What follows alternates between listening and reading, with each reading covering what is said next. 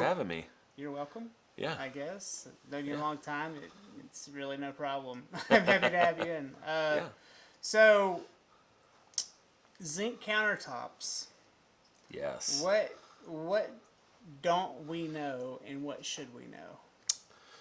Well, first off, Is that you? yes. Turn it I down. always have it off, and for whatever reason, I turned it on today. Yeah. Oh, so I could hear an important call that was coming in. Oh, you have a switcher. You want to start again? Yeah. No. Just leave it. Just Let's let see. it ride. No, I'm letting this ride.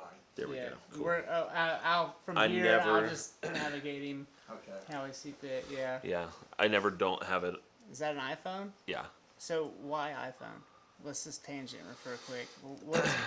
What is it that makes you have an iPhone? You sound like a Samsung guy. Yeah, I was iPhone before. Then I was Samsung, iPhone 6. I hated it. I hate the navigation. Everything else I do is basically PC based. Yeah, I know. So at a company where I worked, I had to have 2 phones, and eventually it just became sort of force of habit as I learned it more and more. You wanted the iPhone more than the Samsung over time. I'll tell you what happened, actually. After they had that faux pas with the Samsung Galaxy, whatever it was. The ones that blew up. Yeah, That was the Note 8, right? the 8. I tried the next version after that with the curved screen at the edge. I had it too. Horrible design. I cracked it. Yeah. Like, My right mother away. still has one. And so I was like, you know what? They had all these weird things going on the sides. And it Yeah, was and just I too don't much. want to navigate by. Well, you they know. don't have that anymore, and the new ones don't do that. Yeah.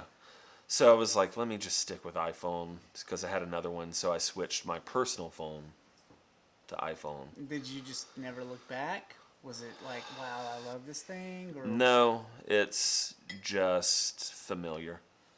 Yeah. Yeah. It's the only Apple product I have other than the Apple Watch. And I've stopped wearing it because I wear other watches now. So I was looking. I was like, that's an analog watch. yeah.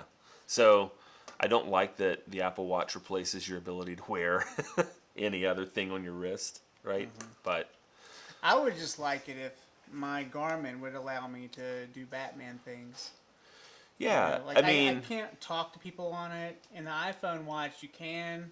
right, And I guess if I paid $380 for a Samsung watch, I could. right. Either way, I'm not going to get out for less than $1,000. I like my Apple Watches, but again, I stopped wearing them because I like other watches more. You're into the styles. Yeah, also as a caveat, our family, my sister, has this weird thing where we would buy her running watches and she would suck the energy out of them. Like she would literally drain the battery. And so we'd get her a brand new watch and she'd wear it like a week and she's like, the battery's dead. Is it because she runs like 40 miles? Or Oh, well, she used to a lot, but she has this weird electrochemical makeup. So Really? she pulls the energy out of Tell me things. more. What Yeah. I mean, we probably all have it to some Is extent. she an empath? Probably not. Probably not Aaron, but yeah. So I don't know what the deal is with that, but So your sister puts on electronic devices, and they all go south fast. in the past, yeah. So I don't understand. she draws the power out of the battery. It sounds like some voodoo. Yeah, I'd like to see that in real life. yeah. So we Does stopped she buying do our that- watches. Does she do that with people too? Does she just like suck energy out of people? No, that would be other people in my family. All right, Yeah, that's interesting. but yeah. So I just enjoy being able to wear something that's styled not the exact way Apple wants it all the Yeah. time. Yeah, So here we go. All right, well, back to Zinc Countertops, I guess. So yeah, where do we start? How do we get to the end result here, which is to help you, promote your product and then Right. also build on your product over time? right. Well, I could talk a little bit maybe about the history of Zinc Countertops, like briefly, and like Okay. how I came into it. I think that we should definitely bring in the element of Lonnie Coulter. Like, how did you get to, tell me the history, but then Yeah. also tell me how you got into Zinc Countertop manufacturing. Right, right. Go ahead. So, when I was in grad school, right, at SCAD, I was helping people set up their production. So think small scale CNC production. So I worked with millwork companies so that they can make doors and windows, that kind of thing. Yeah. And CNC, for people that don't know, is basically computer numeric controlled. So you can have CNC controlled lots of things, routers, mills, even the laser cutter to some extent, right? All of these are controlled through data that we input, on the front end. And so I was helping companies kind of get started in that realm where they had a product, they were doing something, there was a lot of error, and there were a lot of people involved. So what I did was I would come into these companies and say, hey, or they would actually seek me out. We need help doing this thing, right? We need help running this machine. Can you help us figure it out? Or we've got this idea for a production. Can you help us out? So I helped a company do millwork. I helped a company that is involved with making cork, right? Corks for bottles. They own cork plantations overseas. So I priced out a very specialized lathing setup for them. I helped a gentleman at Jody Jazz set up the world's largest brass saxophone mouthpiece manufacturer. Nice. Right? And so while I was doing this, an opportunity came up to help a company that was getting into Zinc countertops. So I went to the company, and it was a really interesting opportunity. Some of the people that I was involved with at SCAD and some others were sort of tied into this company.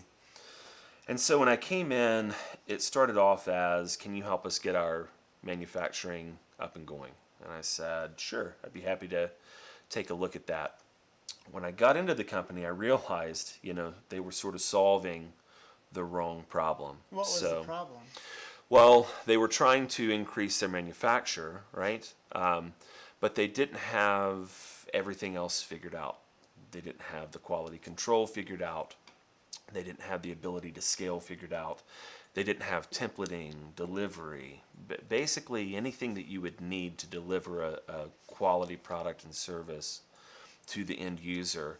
They were kind of flying by the seat of their pants, which, as new companies do, right? That's kind I know of all too well. exactly that's what we do, right? So when I got in there, I saw that really, in addition to the CNC services they needed someone to organize their shop. They needed someone to figure out a templating method. They needed someone to figure out how their drawings would be made and how those would be generated and put through an approval process for the client. They needed someone to figure out quality control. They needed someone to figure out how the components went together inside the actual product. Sounds like a lot of seats to fill for a small business.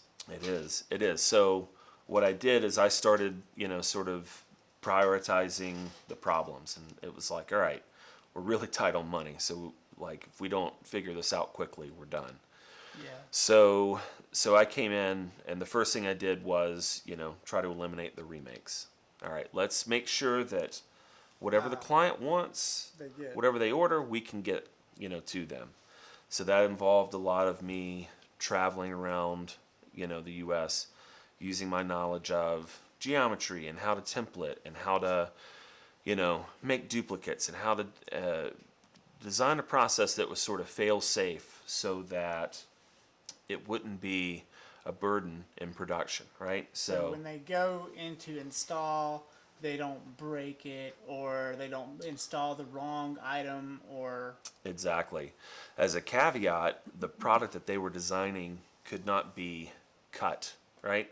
So it has to be perfect. It's not really able to be modified on site, other than surface penetrations through the top, and that was their product. Just for, like, specific needs. Right? Yeah, so that would be like if you're putting in a sink, they could do the sink hole, but they didn't want to necessarily do the 1 3/8 holes for your faucets, because if it moves 1/8 of an inch one way or the other, you could be up the creek. And you gotta get a whole new one. looking at a remake or a larger discussion or something That's like that. how you got your countertop for your home, right? Exactly. So Someone it was messed up, and then you just said, "I'll take it." yeah, while I wasn't at the company, which is an interesting story. So Feel free to tell it. yeah, well, we'll get into that All right. in a second. So I was filling all of these sort of filling all these different seats, fulfilling all these different roles. And like you said, it was a lot. All right, so going back to sort of how I first met you, right, in 1992. And Yeah, playing football. and for playing the Buccaneers. football for the Mountain View Buccaneers. My third grade, I guess your fourth grade, And you were already the fastest kid on the team. probably, and I was playing line. I don't even see, my memories faded. I didn't remember you until my 5th grade year when Yeah. when I was a fullback and you were the tailback, Yeah, and I was. oh, those not, were fun I times. was not a real fullback, but I was like 37 pounds. It probably should have been the other way around. I think looking at us now. they needed you to sweep the corner. Yeah, So. yeah. But back to all sort of that experience from that first team we were on, right? We didn't win a game. Never. The next year, we didn't win a game, right? So My whole life was lost. We didn't start winning games until maybe 8th grade for me, 7th Yeah. grade for you. yeah, And that was only because I think, one, the competition somehow got less stiff. And then we had Coach Francis, right? Uh-huh, And he was a right. decent coach. right, And then, I don't know. Also, the Startown kids showed up. yeah, And we had the Startown kids to play ball. And Right. They were good, right. strangely enough. Well, and it really is. I know we're going on a tangent, but I love this. It's It fine. really is, and this is one of the things that your dad talked about. It's all about numbers, right? If you cut a kid in, 9th grade, they're not going to come out for ball again in I mean- 10th grade. And now, according to the New York Times and the expose they did on Maiden High School, right? They show like the shrinking numbers in football. The New York Times did an expose on The Maiden. New York Times did a Hey. piece on Maiden. Hold on, Jeff. This is a great way to bring you into the fold. So, Jeff, I want you to do a Google search for New York Times Maiden High School. This is new. His first time. This is really cool. Yeah. Yeah. So I So- didn't know about it. I saw a friend post on it, and I thought, wow. And so I think the gist of the story was, right, the biggest little football town in USA Well, it's true. is struggling, right, to get Football players. To play football ball. players to play football. I remember there was a story, but I didn't know it was the New York Times. It's the New York Times. Wow. I believe I They could could have be. gone anywhere in the country. I and could they have been came wrong. here. Yeah. Isn't that amazing? Why would they come here? I wonder.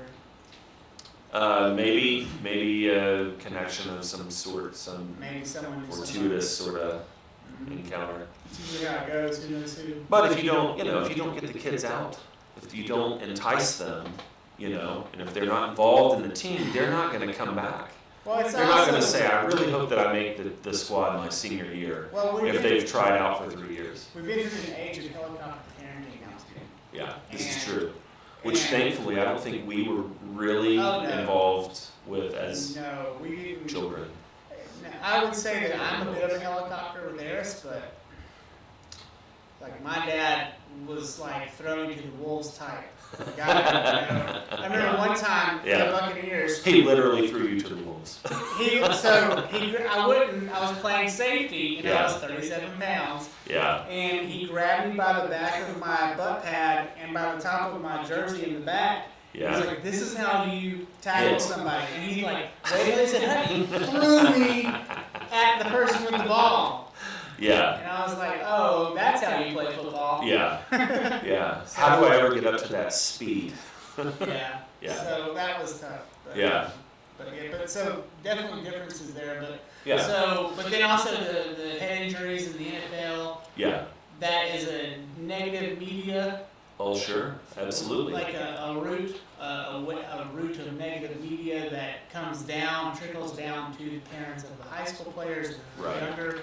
And then you have a few tragedies. Someone just gets hit too hard in a football game and dies. Right. And that negative seed is planted. And Right. it spreads like wildfire.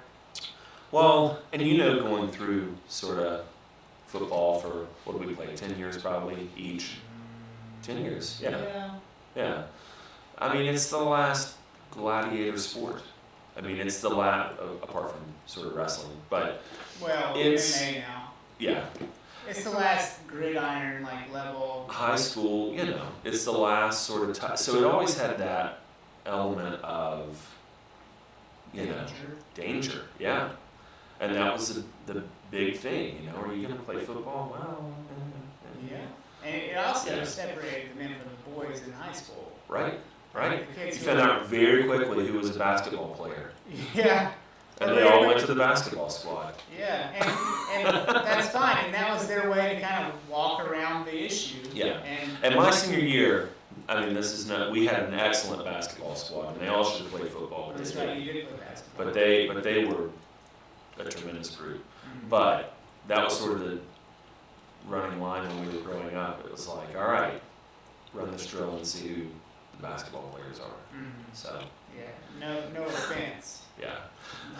Yeah. Yeah. So how did we get to football from Zinc? Yes, we got there because I think we were talking about being on very difficult teams in a very difficult situation. So I learned from a young age,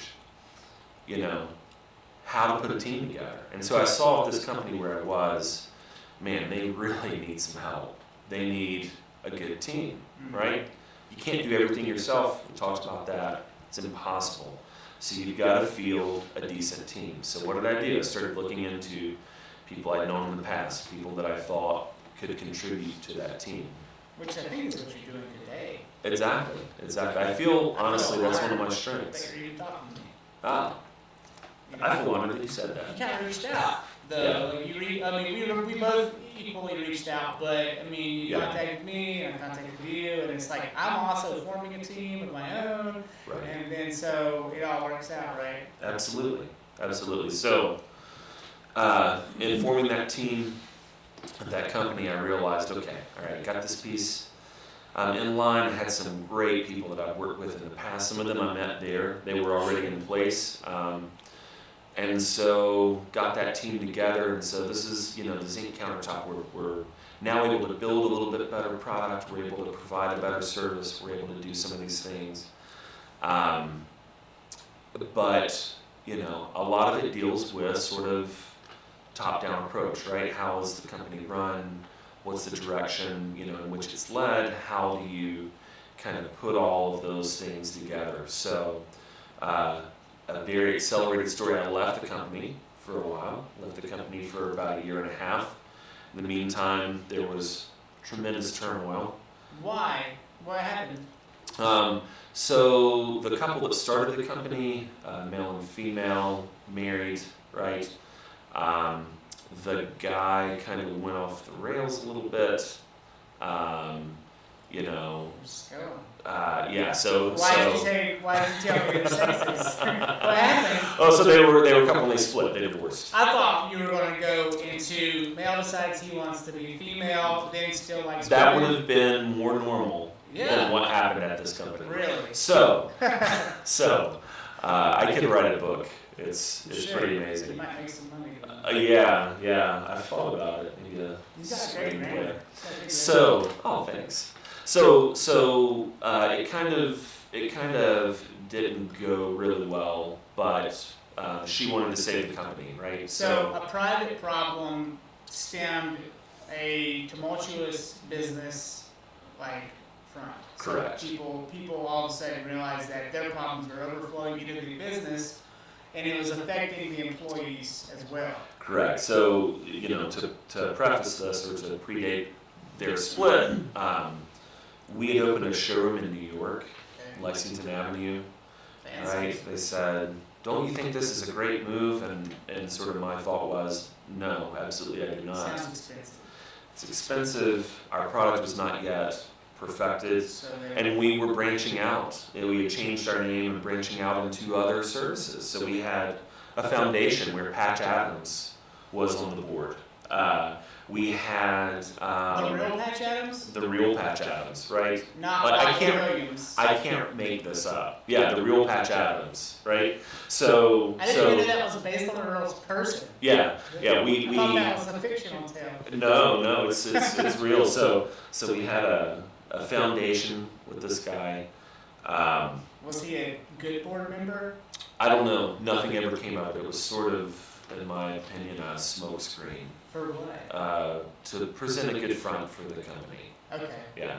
So, apart from that, we had a line of children's furniture that they were developing. Were they Zinc based?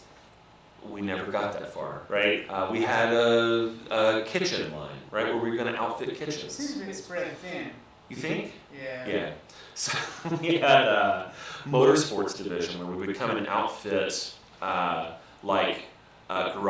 Sounds like they all got together and smoked weed, and then like had these ideas, and then they really tried to pursue them. Yeah, all at the same time. Yeah. And so, in the midst of trying to pursue this initial item, which was sort of the should have been the bread and butter and what we were putting our effort into, it was stretch all the resources really thin and try and pursue this thing. So, Yeah. it did not work out. So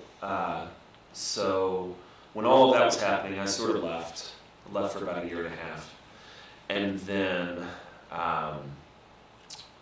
I came back to the company after the split had kind of happened to help rebuild and try and kind of put the pieces back together. So again, I come back in a year and a half, 2 years later, and it's more of the same, right? It's crazy. So it helped me understand a lot of things, but it also well, yeah, exactly. So it's the same thing. We've got a lot of remakes. We really need help understanding what's going on. So I said, okay, let's take a look at the work orders. What work order we stopped using them? Why? That's basically your invoices, right? Right. It's basically giving all the details about the product that's supposed to be produced, and I said, okay. So why did we stop using the work order system? Well, we could figure it out. One person tells another person it's fine. I said, well, I think that's where part of the issue is. So let's reinstitute this. Because of all the financial strain that had been placed on the company, there was a lot of there were a lot of things that we needed to do right very quickly, and so we got there, thankfully. Right, we all pulled together. We were able to overcome that and get to the next level. So we got past a couple of major jobs. And so you're like the middle manager in a way. You're playing center field, kind of keeping everything together. Trying to, yeah. And did they acknowledge you? Did you feel like you were, well respected in that position? From the guys who worked there, absolutely. And those are the people who matter most. But from the owners, they probably were just too aloof. Honestly, and I see this happening with a lot of companies. So people who don't understand how, if they've never made the product, they've never done the thing, if they've never been involved in all the facets, then they'll never know, right? And so a lot of people say with this, new endeavor that I'm pursuing, well, you're going to spread yourself thin. Well, yes, I don't intend to do everything forever, but if you don't do the work, come in with the guys, the gals, make sure that you understand the process from the very beginning all the way through, right? Try and help figure out or simulate a cause of action, a course of action for your company, then it's really hard to diagnose what goes wrong later to say, well, why is this happening? Well, if you have a basic understanding of your company, then you can do that. If you're just, someone that is putting on different hats for show, then you're kind of destined to fail. Well, we see that in my line of work a lot. I believe it. Also in music, we see that a lot. I've been hired to promote like a hip hop artist. Mm-hmm. He or she, usually it's a he, is often more in line to make sure people think he's a hip hop artist than he is to produce good music. Mm-hmm. And in film, I have a lot of guys who get hired before me simply because they had the better camera. So I'd be sitting on a beautiful, you can't see them, but like a beautiful little camera like this. When I was younger, I'd have like a small rig, and it would be really efficient, and I would be able to go out there discreetly and get all the work I needed to get done, Right. and create a really good product. But then there'd be another guy who'd come in with an FS100 or whatever was the big jazzy camera at the time. They'd be like, we want him because his last name is Cruz, or because his hair looks better than your hair, or like weird reasons. Yeah. You know? Right. Like, it's all about presentation. And well, it was a good thing for me because I was like, hey, I'm a little sloppy. I should clean my shit up, you know? Right. And so I'd clean up my act and I would get myself a bit more in shape and I'd do all those things and it made a difference. But at the same time, like, at the end of the day, it's the work you do. Right. And I have some people that I mentor who are in their early 20s, mid 20s, and I would say, I'm like, hey, listen, get to the gym, buff yourself up, right. Put on underwear. Yeah. Like these are things that you should know to do. Yeah. I had a guy show up to a job one time in a pair of gym shorts with no socks on his shoes. He had canvas shoes. He smelled. Yeah. He smelled like foot. Yeah. And then his butt crack would be out. He would bend over, and his shirt would be too short, which was also like a shirt you'd wear to the gym. Right. And you'd see his butt. And I was sitting there in a hair salon with a bunch of homosexual men. They were like mortified. They were miffed. Yeah. Okay? And I'm like, guys, just wait. He's really good. Watch. And he did. He put out a superior product. Right. The end result was great. Right. But they'll never forget that. Right. Right? Yeah. They'll never forget that he smelled like foot. And if you don't look the part, sort of act the part, know your stuff, it's really hard to convince someone to come to you and to invest with you. And so you can complain about the guy who looks good and looks smart and has a nice camera, but he's kind of got the first part dialed down. It's the follow through that matters, though. So he has to be able to look good. She also would have to, or they need to be able to look good, and they need to be able to follow through with the product at the end. Right. I agree. And so to sort of what we were speaking about before, so much of what I ended up doing there was everything, right? If there was an issue with a template, I would deal with the template. If there was a production issue or a material issue, I would deal with that. There was an issue with a technical sort of thing in the shop, or maybe light electrical stuff, I would deal with that. Would deal with the install when it came to the other end. Whenever we had clients that had questions that were beyond the owner or our sales staff, they would come to me for the technical specs on the thing. So in a way, it was really great because, I, in a sense, have done more of these projects than anyone else. But it's cool though, you got that, you got to learn all of those things too. And so, absolutely. So while everyone else has taught you your homework in a way, right? But you were the one who was actually doing the work, and right. So now you're in a position where you've left that group, right? And you're like, and I'm talking to him, and he's like, "Yeah, we're going to do this, and I just bought this property in Longview," and I'm like, "That's daunting, man! Like, this is scary." But well, to your point earlier, so standing back, playing center field, and looking at what that company didn't quite get right. I mean, they made some amazing products and had some great projects. Still one of the largest manufacturers and the largest manufacturer in the U.S. But being able to say, here are all the things that need to be done differently. I know how to do it. But Zinc countertops are not like, it's not like the biggest industry in countertops. No. Right? And so it's like a small boutiques level, like it's a niche. Within the countertop industry, because you're also competing against the granite countertop people, then also the bamboo countertop people, and whatever else there is. Right. And so, how do you carve out an even better niche for yourself independently now? Yeah. So basically, that was one of the things that I was looking at when I was at this previous company, and so what I noted was, they had some of the technical expertise kind of figured out, but design, everything that we talked about, right? The experience. What happens when a customer approaches you and asks for a quote? How do you treat them? What's your turnaround time? What are the typical types of jobs that we're dealing with, and how are we interacting with those people?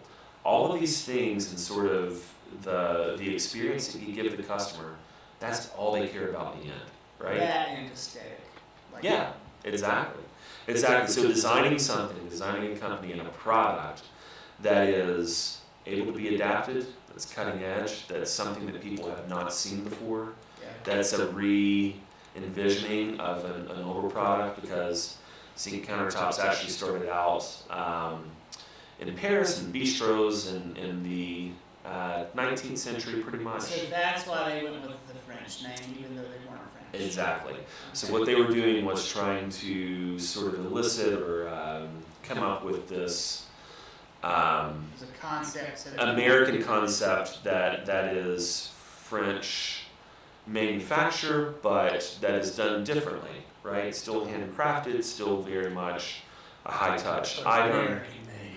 but American. But they didn't really push that, right? So Were they almost hiding that? They were hiding it, right? So we talked with a social media person prior, to me leaving the company, and it was, I think would be really good to talk about made in the USA, made in Georgia, and it was cut off. It was almost like, no, we will not do that. That was kind of like a snobby thing then. I think so. Because they were from New York and they wanted to seem like they were more French New York. Because I guess they thought that some of the clients that specified the product wouldn't particularly care for that, but I don't think you have to be ashamed of I or, think especially nowadays, everyone, I'm waiting for something to be made in America. yeah. I'm like, please, Well, can this I find a tag that's not in China? Yeah, this reshoring of our manufacturing, and this is another reason I want to do this, is it's, the reshoring of a new process and a new product that will be made here. Will be made in Longview, North Carolina. I mean, Why do the crazy. French own Zinc countertops? Like that's strange. I know it was like something that someone there. It started there. It's the way the Started there. South owns rock and roll, Okay. Like, it just happened to be sort of where it started. Rock and roll's all over the world now, isn't it? Yeah, exactly. So, And so, the original bistros, right? You think of this, and it deals with architecture, it deals with the scale of building, but without getting too deep into it, right? The technical requirements for a bistro top in the 1800s were not that great, right? A lot of them were made of pewter. Zinc and pewter is sometimes interchanged between the two, but you're looking at a 12-foot long bar with an ornate edge around the front. Maybe 2 feet deep, something like that. No drink rail. They're used to serve wine, right? yeah. So that's what they were making, a 10 to 12 foot long product for a very homegrown business, right? That was a bistro that the people after work would go down and have a drink and. Back then, they didn't understand the benefits of the antimicrobial. They probably had no clue. So tell our guests about that if you can. Yeah. So one of the benefits of this product, and especially post-COVID, right, is that zinc, when built the right way, and I'll talk about this in a second, but zinc has antimicrobial properties. So basically, because of the structure, because of its addition of copper and some other things inside the alloy, it has the potential to kill bacteria, right, that rest on the surface, so like salmonella, other dirty things. And without getting into it too technically, the technology that I'm using is a more porous sort of application than just sheet, but it also works with sheet. But what happens is the cells go into sort of this web, and because there's a slight charge, it pulls the cells apart. It basically just rips them apart. So it's electromagnetically charged. Not necessarily. It's just on the cellular level, and I could be speaking sort of out of over my head here a bit, but it basically is incongruous with the life of the bacteria. What happens when your sister touches it? Anything? We've got to run a test. Okay. Got to run a couple We tests. gotta plug a few batteries up to it. See what Yeah. happens. So it has great potential. The other thing that I'm really excited about is the technology that I'm developing. I'm actually in the process of getting a patent on this, so it's pretty amazing. The technology that I'm developing works with zinc, pewter, bronze, brass, copper, nickel, So I can update the product based on whatever the vogue is at that time for that metal. Yeah, right? So let's say that like the 1970s, right? Formica falls out of style, which, just aside here, Formica is an amazing material. Everybody thinks that it's awful. I don't know much about Formica. Do you know how to spell that, Jeff? Can you look that up? I'll look it up. Formica is a brand name of laminate, right? So it's basically the countertops that we probably had in our parents' house, post form, you know, they have those, they sell those in Home Depot and Lowe's.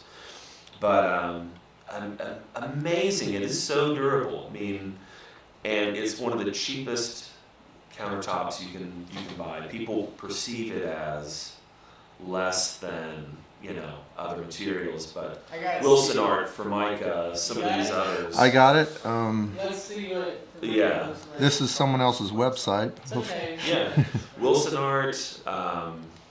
Who are some others that do it? Formica is a name brand, sort of like sheetrock is. So that's Formica. Mm-hmm. Yeah. So this is, you know, if you go into a let's say a McDonald's or a Burger King 10 years ago, Yeah, and you have the little hatches on it, right? It's the infill inside the actual table. That's Formica, right? So I don't know how we got on that tangent, but I'm sorry, I did that on purpose. Drop it back to the Free Spark logo. Okay. You were talking about all the different types of. we were talking about Vogue and how things changed. So things were whatever is a la mode at the time. Right, and so one of the benefits of what I want to do, right, is through knowledge of design, through, you know, going to shows, exhibiting at shows, listening to what customers have to say. This product can be adapted, right, to do lots of different things. So it's not just that it's this particular material, it's that it has the potential for a designer to make it into what they want for their next project. And so with the technology that I'm using, it has virtually eliminated pretty much all of the restraints, right? So with this product, you can do curves that couldn't normally be imagined. You can do patinas and colorings that couldn't normally, you know, be imagined. You can do lots and lots of things. So if a designer, an architect, a contractor comes to me and says, hey, can we do this with material? Because of my background, my knowledge of its limitations and what it can do, I can say, can't do this, but we can do this. Or, this isn't cost effective, but what if we did this? Right? And so I have that knowledge to help them out, to be able to serve them through both their budget and what they're trying to do. And if they say, you know, I really want this thing, we will find a way to make that happen based on this new technology and this new workflow that I've come up with. Well, what's next for you then, as far as like getting this off the ground? Yeah, all of it, everything, All the things. all the things. So yeah, you're good. I lost Google Cast. Let me see. Hang on. You're good. I heard you huffing. I mean, it was like right. That's a piece of. So right here. Oh, go back to Cast there. Okay. Cast. Mm-hmm. And then right there. And then click So- on, yeah. Yeah, and then you're back. Yeah. Okay. You're good, man. You're good. Nice. Looks good, doesn't it? Yeah. It's good. I haven't looked at it in a while. You I know, took you're the always. design off because I felt Yeah. like it was too long. Oh, you're good. You're good. Yeah. And so for short, you know, we sometimes use just the 3S.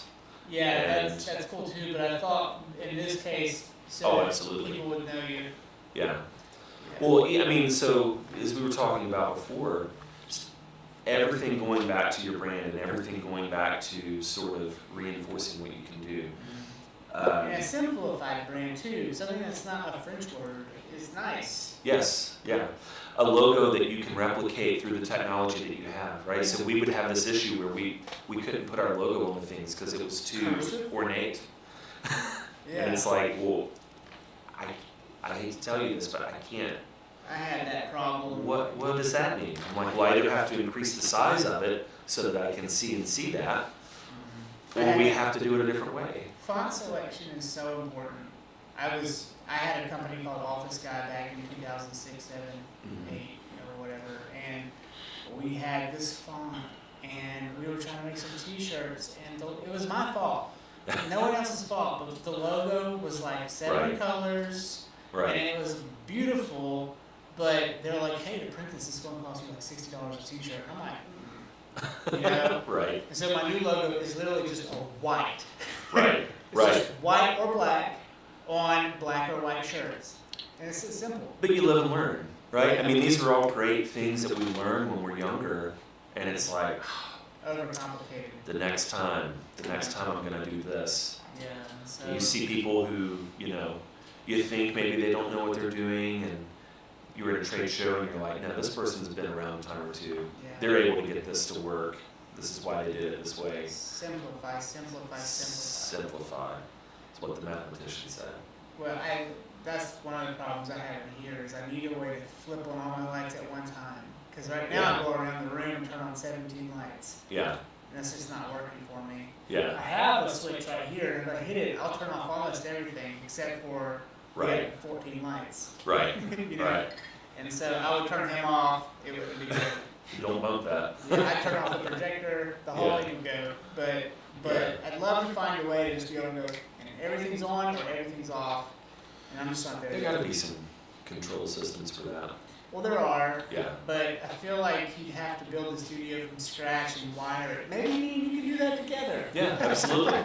Well, one of the things is, right, and that's what's so exciting about what I'm doing is being able to do that, right? Yeah. To step back and say, okay, I know how I want to do this time, right? I've made this mistake before. I know how I want to do this. And being able to redo things that you've already been through in a way that you have control of. The hard part for me is when I'm in the field with a bunch of guys, and I'm the youngest guy out there, Yeah. but I've been through literally the ringer with the problem that we're facing. And they're all about to do the things that I have already done. Yeah. And I'm like, no, listen. And they're like, no. And I'm like, no. Yeah. And I explain. And hopefully it works out. But a lot of times I'm not in a position to control the situation. And I just have to let them make the mistake. Yeah. Yeah. Well, funny story.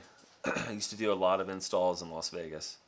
And so one of the last jobs I did, I said, you know what? Let's take the front office. Let's take pretty much everybody at the company. I want you to see what an install is like, because I don't think it can be accurately conveyed. Oh, field trip. A field trip. A very basic field trip. Let them learn the hard way. So we went to install a project that we had been working on with MGM. So we go out there. The former Monte Carlo, right? So this is a... Stories with MGM myself. Oh, we'll have to converse later. Uh-huh. So we get out there, and it's not on the ground floor. It's on the second floor pool deck, right? So all these are things that should have been checked into. These are all things that we have Did you have to get a crane and then... That would have been great, right? Yeah. No. So we Take had it to, up the stairs? we had to walk upstairs. And how But that- heavy was that countertop? This one was actually sheet, so it wasn't So it too was bad. fragile, though. Yeah. I mean, it was. Every product has its own limitations, its own, little. What's the word I'm looking for? Got it. Its own secrets. Yeah. Yeah.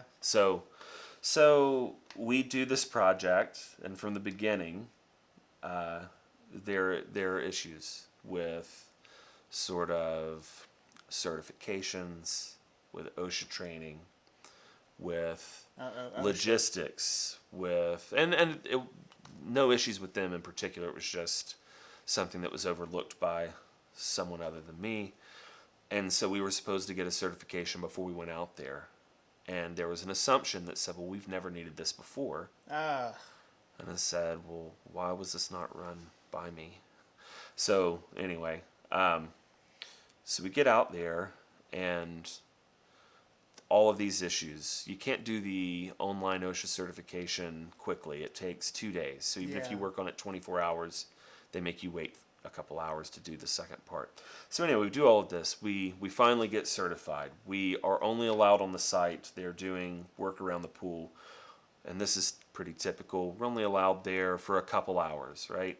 So imagine it, August, Las Vegas. 104 1 degrees. o'clock, 1 o'clock p.m. Is that not warping the product too? Oh, it's crazy. There are so many challenges. So the as-built, the die wall that is there that they've built, does not match our drawings.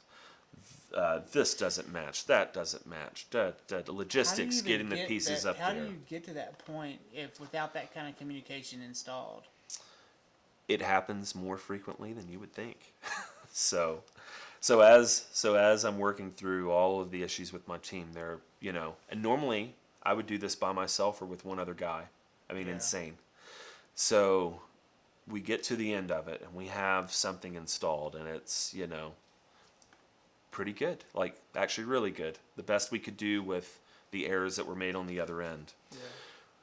So we get done. We're dripping sweat. We go back to the hotel room. And we're sort of reviewing what happened the day. And I said on a scale of 1 to 10, this was a 6. This wasn't that bad.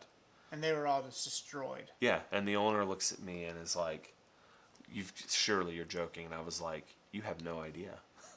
You have no idea what it's like to do one of these projects this way by yourself or with, 2 crew, and sort of what you force people, to do on the fly.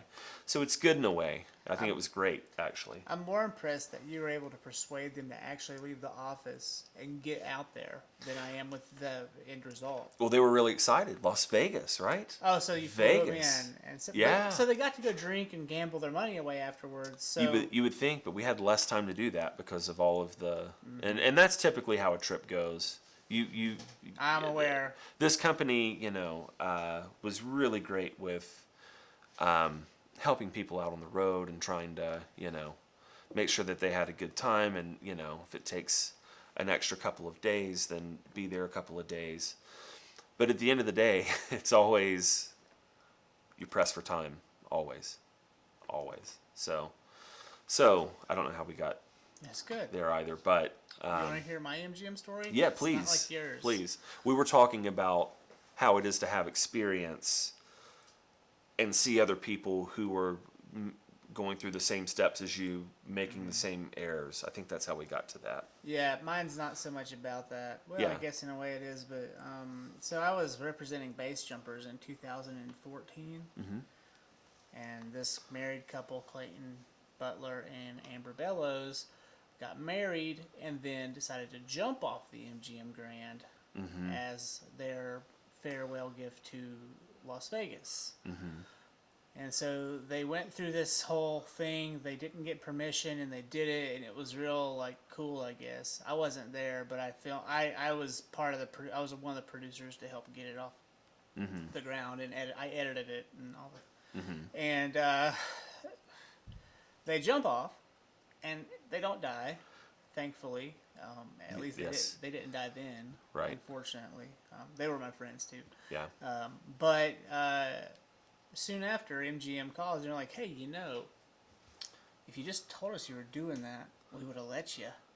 And we would have let you do it from our luxury suite and all of these other things. Right. And I was like, you guys missed the whole point.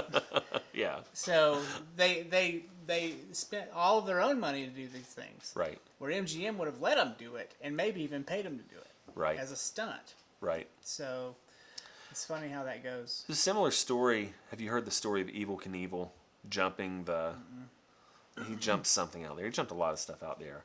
But he built up interest in himself by sending a note to the people at whatever, was it the Bellagio? Or Caesar's Palace? I think it was Caesar's Palace. So he said, there's a guy, Evil Knievel. Evil Knievel? Yeah, and he would send these things out. He called himself Evil Knievel? Every time he would say something different. He would say, he wants to do this stunt, and he's planning on doing it in a couple weeks at your place if you'll let him. And they were like, he was this. Another person said, we've heard about this guy, McEvil Knievel. McEvil. And so he kept changing the name. And so finally he walks in after about a month and a half of this, and they were like, we've been hearing about you from everybody. Just jump the thing, right? And so he had built up all of this fake press around himself, and they were like, we don't care what your name is. And he was like, that's how I got my first big Vegas job. And what did he do, jump the pond? Yeah, he jumped that or like 47 semis or something. But That's funny. yeah, he built up press for himself by creating a false persona over and over and over again. Maybe I should do that. Yeah. No, he didn't have social media back then, so he had to do something. Right. What would Evel Knievel do today to get himself through the chaff? Oh my gosh. He'd find a way, I'm sure. I'm sure his son was doing it for a while, and then I don't know. That was in the '90s, though. Yeah.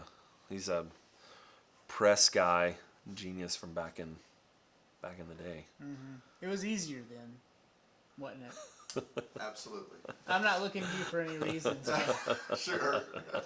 I'm probably the oldest in the room, so I understand. So Joe Rogan has young Jamie, but we've got old Jeff. like old Will South, OLE. O-L-E. Yeah. There you go. Thank you. Olay. Yeah, Ole Jeff. Yeah. So where do we go from here with this conversation? We talked a little bit about what it does. We talked about antimicrobial. We did do that. That was, I'm proud of myself. Got to that. That's awesome. I got to that segue Yeah. all on my own. I mean, we can talk a bit about its potential and some of that. Like, it could be used for outdoor products and that kind of stuff too. Let me Yeah. let me take you out Sure. to left field and back. When you handed me your Zinc products, Yeah. I was like, gosh, these are light. Gosh, these feel like they could float. That's weird. Why don't they use these in aerospace? Why don't they use these in our airplanes? If they're antimicrobial, it makes sense that they would be in our airplanes, considering those are petri dishes. Right. And so, what's happening in those industries now? What are they using for their, let's not call them countertops, but for their surfaces? Right. And how can zinc better improve those industries? Yeah, no, and that's a really good question. So a lot of it goes back to stainless steel sort of having a grip on the industry. Feels heavier. Everybody uses stainless steel. The fabrication methods are known. But is it stainless? It stains less. You know that trick? Actually, seriously, it's called stainless steel because it stains less than regular steel, right? That's fine, I guess. Yeah. But I still feel like I have stains on my stainless steel appliances. And you will, and they're hard to get off. We could talk about this in a little bit, but it does print, and if it ever gets scratched, good luck getting it out. Yeah. Because it is so incredibly It doesn't hard. say scratchless steel. No. So, And a lot of stainless steel on appliances is not actually true stainless, but oh, yeah. but they Well, that's a good question Yeah. to ask you too, and we'll get back to aerospace. But yeah. how do you point out the frauds in zinc countertops? Right. People who are pretending to be zinc. Right. Well, so a lot of it is this, and that's a great question. To go back to your aerospace thing, it sort of is the alternative to pretty much the only metals that we fabricate on a regular basis: stainless steel, steel. Right. There aren't that many things that people can look at as a finish and say, Well, I understand what. Aluminium. Aluminum, exactly. Yep. No, but it's true. So that there aren't a lot of variations of what's there, and because zinc, bronze, brass, copper are fairly soft, with the exception of bronze, are fairly soft. They're harder in a way to fabricate with, so people steer clear of them. So you see a lot of stainless because that's what people's shops are set up for. That's what they know how to fabricate with. Stainless is an interesting, animal of its own. It can be difficult to weld just because the melt temp, right? It has different qualities and characteristics from other metals in a lot of ways. The one thing that frustrates me about stainless steel is I can't put my magnets on it. Right. And so you have to like put a piece of steel, a thin sheet of steel behind it, No or one does something that. conductive. It's just all the new refrigerators are stainless steel, almost all. Right. And you know that the refrigerator is where everyone goes to like see the calendar, to see the pictures of the daughter, the son, Right. the family, and whatever reminders. Right. And you have to use the side of the fridge now. And this- it only sticks out that far. Yeah, and so it's been a real frustration for us because we got a hand-me-down stainless steel, and it's just the refrigerator is stupid, and it's brand new basically, and it freezes all our vegetables, and we can't get it Yeah. to not do that. And the Yeah. refrigerator that came with the house, which is in the basement now, is perfect, and it's from 1990. Right. And so, Yeah. you can put your magnets on it, Right. and so that's Right. super frustrating.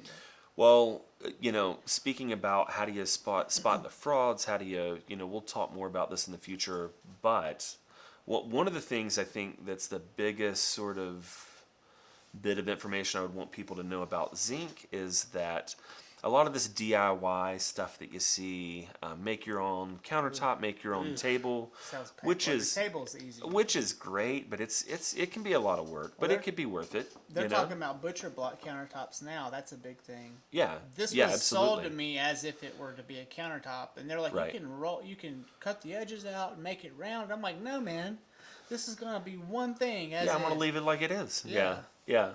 One of the things that you'll see that's mentioned a lot as zinc is actually galvanized steel, and it's not zinc, right? So if you see anything that's galvanized, which has a very distinct cover or coating on it, right?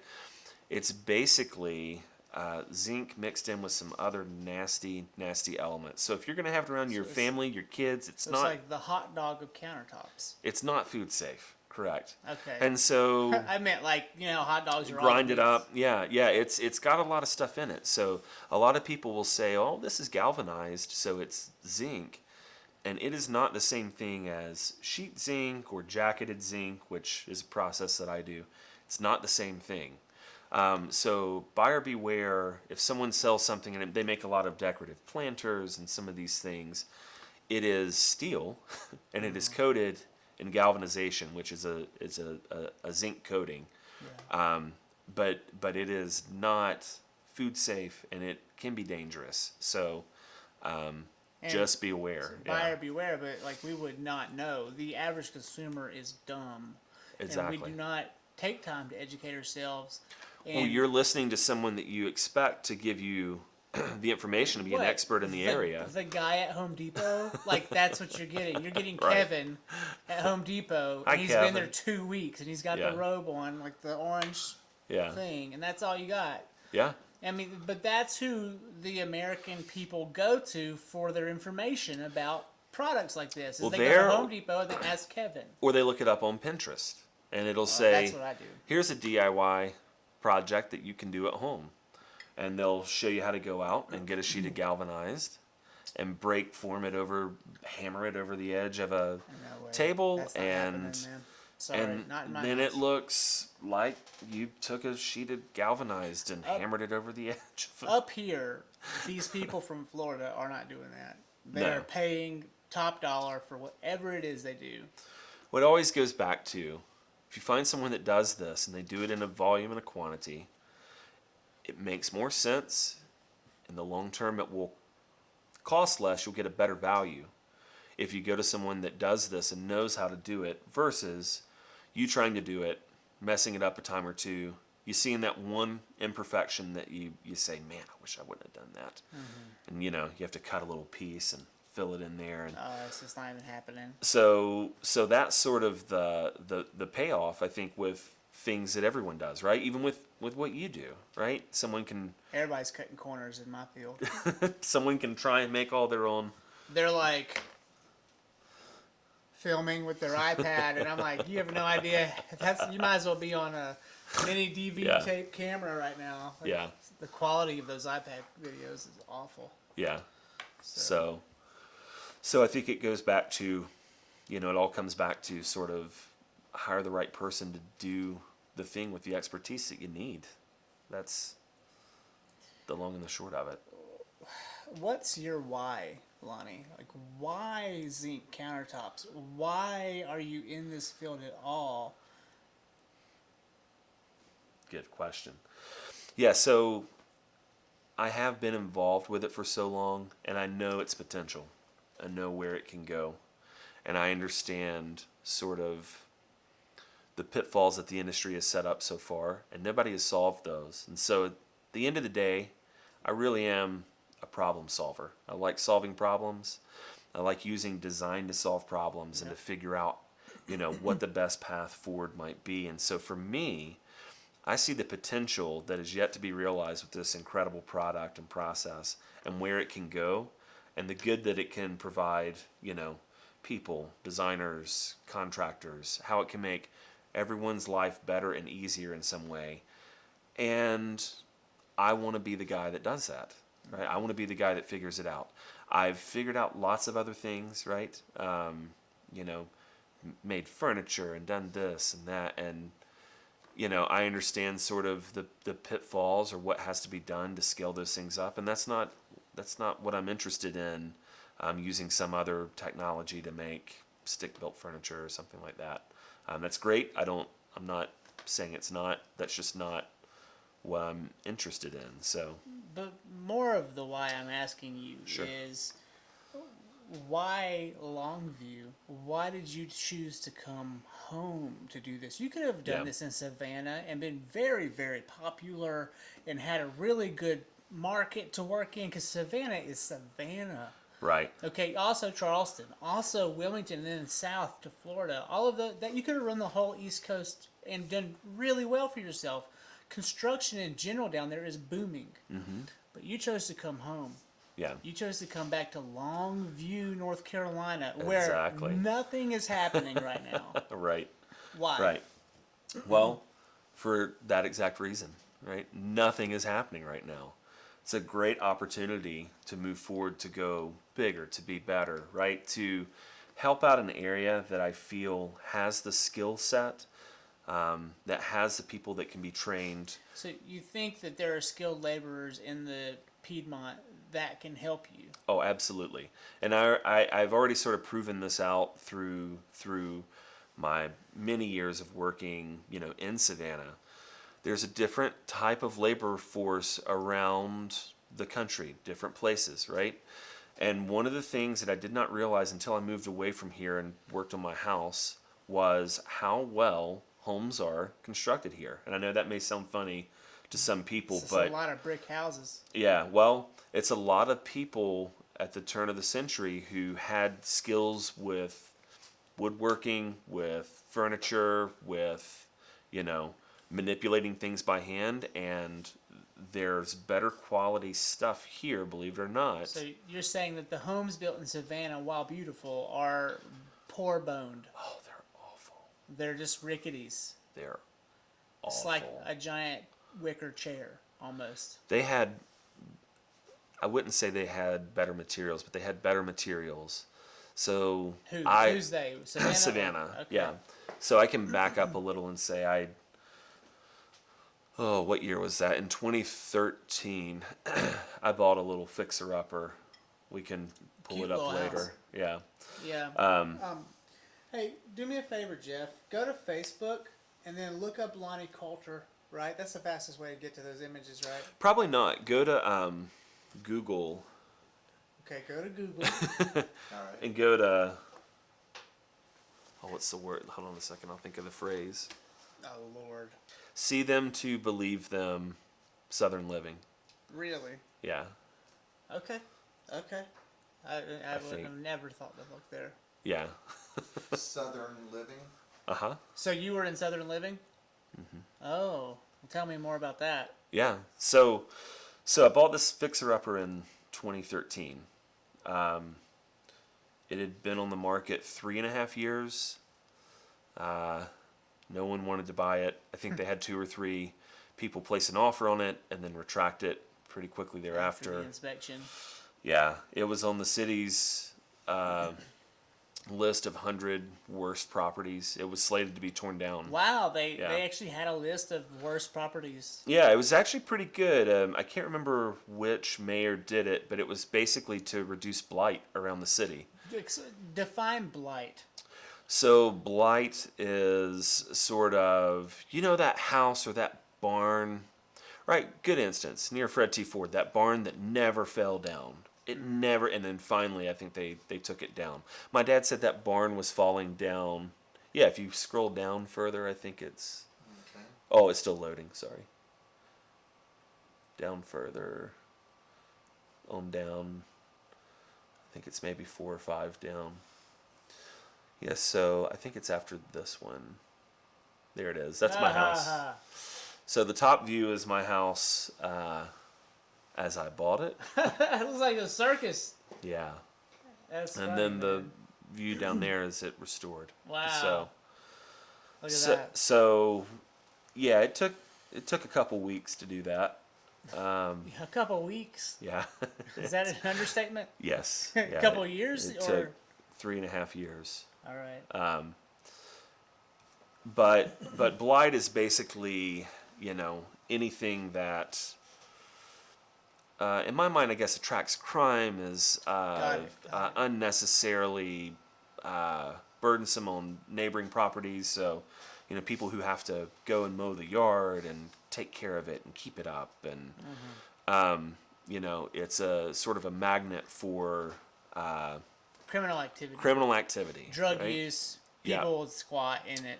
Yep, Yeah. and it can become since it's condemned, becomes vacant, it can be a fire hazard, right? So think if someone were to burn this place down, the homes around it are in jeopardy because it could burn up the whole block, right? Especially down there. So The winds that you get off the coast. exactly. So I bought this from a group called HSF, Historic Savannah Foundation. I'm sure they were happy to meet you. Yeah.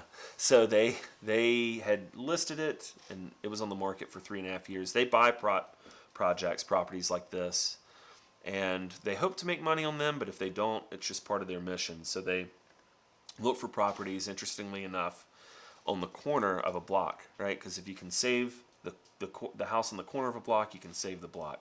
If you lose the corner of the block, then you lose the block. That's one of their sort of secrets that they told me. The corner of the block is the important one. It's one of the most important, right? So if you've got some good corners on a block, then the ones in between will Fill in and start to renew, and take right? care of themselves. Right. But if Wow. people perceive that intersection as a bad intersection, you've got a couple bad houses, it'll spread, right? It's kind of like a That's pretty incredible. yeah. How do you come up with that type of realization? How do you think they came to that? Probably through years of experience, right? So they interesting story. They've been around since the 50s or the 60s, and a group of women went together. They were going to tear down this house, right, and put a parking lot up. And they were like, "This is insane. You're going to tear down this incredible brick structure, and put a parking lot here?" And so they basically said, "No, we're going to go in before the wrecking ball hit." They bought the property. They went in together, and they said, "Okay, well, if we did it with this one, we can do it with other ones." What's this group called? Historic Savannah Foundation, HSF. Okay. And so they're sort of one of the first ones in the country. They're not the first, but they're one of the first ones to do this. And it became a model for other places. So this house that I was speaking of, the first one and the one that I purchased, were part of what's known as the revolving fund, right? So they'll approach an owner. Maybe the previous owner has passed, or maybe it's a family that is in Probably need what of. was happening. People were dying off. Yeah. Well, and to the other point that I just brought up, a lot of these houses can't be maintained anymore because people don't have the hand skills to maintain the homes. When was the last time you saw a guy or a gal out painting their house with a brush or Well, repairing a corbel? I saw my wife doing it. Yeah. And she saw me down here, but that was just, it took a pandemic to get us there. Yeah. But I think people, down there especially, sort of one of the things is because they're all old wooden structures, they lost the capacity to take care of these things, right? It's a very humid environment and they take maintenance. I bet the heat and the humidity down there destroy wood properties. Yeah.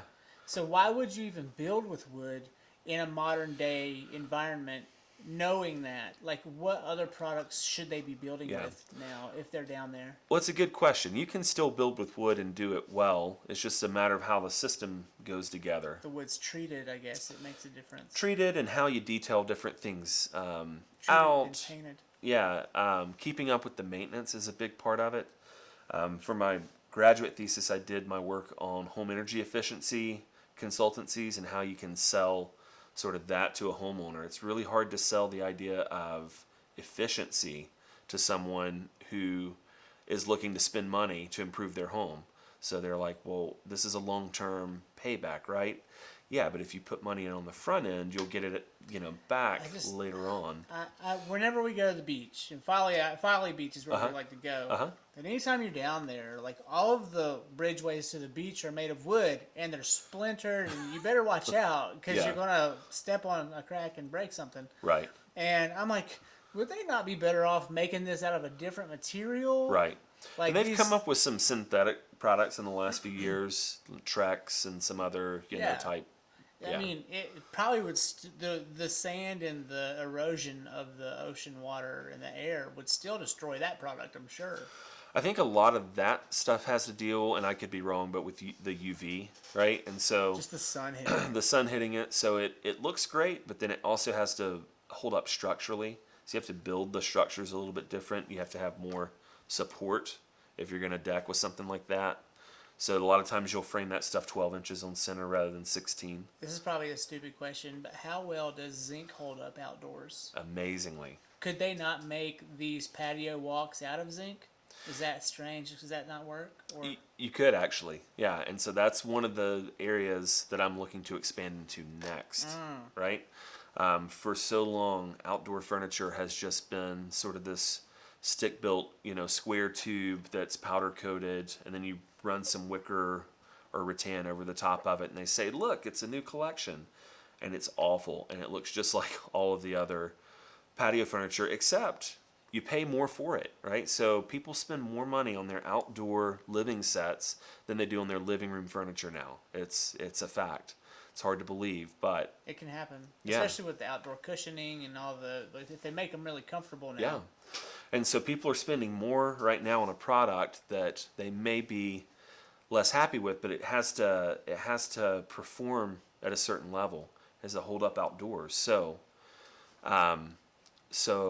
zinc has a huge opportunity to fill some of those gaps. Not for everything, but for some seating, stools, side tables, Countertops, outdoor countertops. Absolutely, everyone's getting back Well, into. if you can do countertops with zinc, you can probably do rails.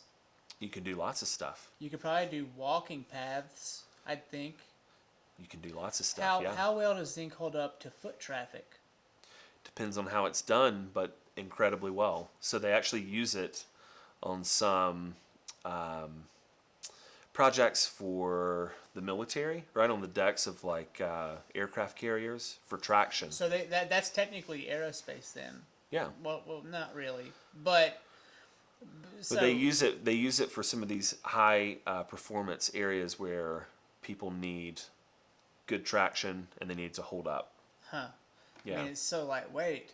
I mean, I think aircraft carriers want more lightweight things Yeah. on it because of all the planes and the crew and then. Yeah. In that case, generally it's used more for its application and its ability to provide traction, but it also does hold up well outdoors. So it's used sometimes as sacrificial coatings on all kinds of things, right? That's why we galvanize steel, because it's zinc. The oxidation from the atmosphere attacks the zinc first, but the zinc sort of performs a function where it protects the material beneath. So it performs an additional service or benefit. I'm Pretty just, cool. it's just so strange to me that we're, as Americans, not using this product more often. I mean, and I'm just now becoming privy to its existence. Yeah. through meeting you, you're a zealot for Zinc. There we go. I like that. And I'm over here like, this guy's talking about Zinc countertops, like nerd alert. But at the same time, Yeah. it's your passion. Yeah, and part of it is, so, from a design standpoint, it's about taking these things and showing people the potential, right? Sort of what we have to do in design is not only say, yeah, I can do that, we can do that. You have to show people what the possibilities and the capabilities are. You have to design something that's aesthetically pleasing. Someone would say, whoa, I want that. That is awesome. I would pay money for that. I would give good money that I went out and worked my tail off for to have that in my life. And that's what we have to do, is come up with things that solve problems, are aesthetically pleasing, fit the budget the right way, and that people want, right? You got a long road ahead. How do you get there? Yeah. How many? Small steps. I mean- Small steps. We can't pull up pictures because we don't have them online yet. Yeah. But I guess they are, but no, it'd take him too long to get there. But we'll throw some images up right here. Yeah. But you just bought this. Can we call it a mill or a group of warehouses Yeah. in Longview? Which I walked into these buildings and I immediately saw the potential because I'm an optimist. But if I took my wife in there, Yeah. who is a pessimist, Right. in most cases, she'd be like, no. We're not doing this. Right. And luckily Right. for you, you're single. Yeah. Right? So you don't have that problem. But you're able to go in there and realize its potential. And you see it because you were going through all these places. You're like, we're going to have this here, we're going to have that here. Yeah. But how many square feet are you tending to right now? How big is this entire space? So across the entire property, it's 5 buildings, right? It's 5 buildings. Technically. Yeah. So one's sort of divided by a firewall. Yeah. I guess it might be 6. Yeah. But I would count those as 2 buildings, even though Yeah. they have one roof. so it's about 40,000 square feet across those 6 buildings. It's almost 4 acres. 40,000 square feet, Mm-hmm. and you're one man, and you're going to renovate all of this space to create not only a space for your Zinc countertop business, Yeah. but also a consortium space for other small businesses to come and be a part of it with you. Yeah, so I've got a portion of it that used to be basically it was a lot of things. It was a grocery, Martin's Grocery. It was ProMart, like a builder's mart. It's like a swap meet type place. So that area will become self-storage, mini storage. Some conditioned, some unconditioned, some drive up, some interior spaces. I also plan to have storage for RV and boat, right? So on the same property, makes sense. Controlled entrance, fix that up, and that's one part of the project, right? So Yeah. so that will generate funds for another part of the project, which is sort of what I want to do with this manufacturer. So because I've re-envisioned what it needs to be, it's really cool. It's going to take up a much smaller footprint than this process would take previously. The other great thing about it is once I dial that in, I'll be able to scale it, right? So I've got a certain number of equipment. I know how large that is. I can take that, purchase that equipment 2, 3, 4 times and increase the volume Capacity. output, right? And then, like you said, I've got potential with 2, 3 other parts of this property, right? So I've got room that came along with the deal and the investment that I can grow into and that I can help others with, and that's what's really exciting. I don't plan to do all of this at once. There's I no way don't. you could. I don't.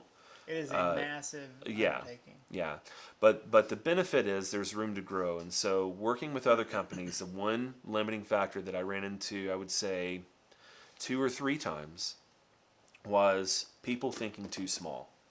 And I am Especially in Longview. I'm so adamant about this.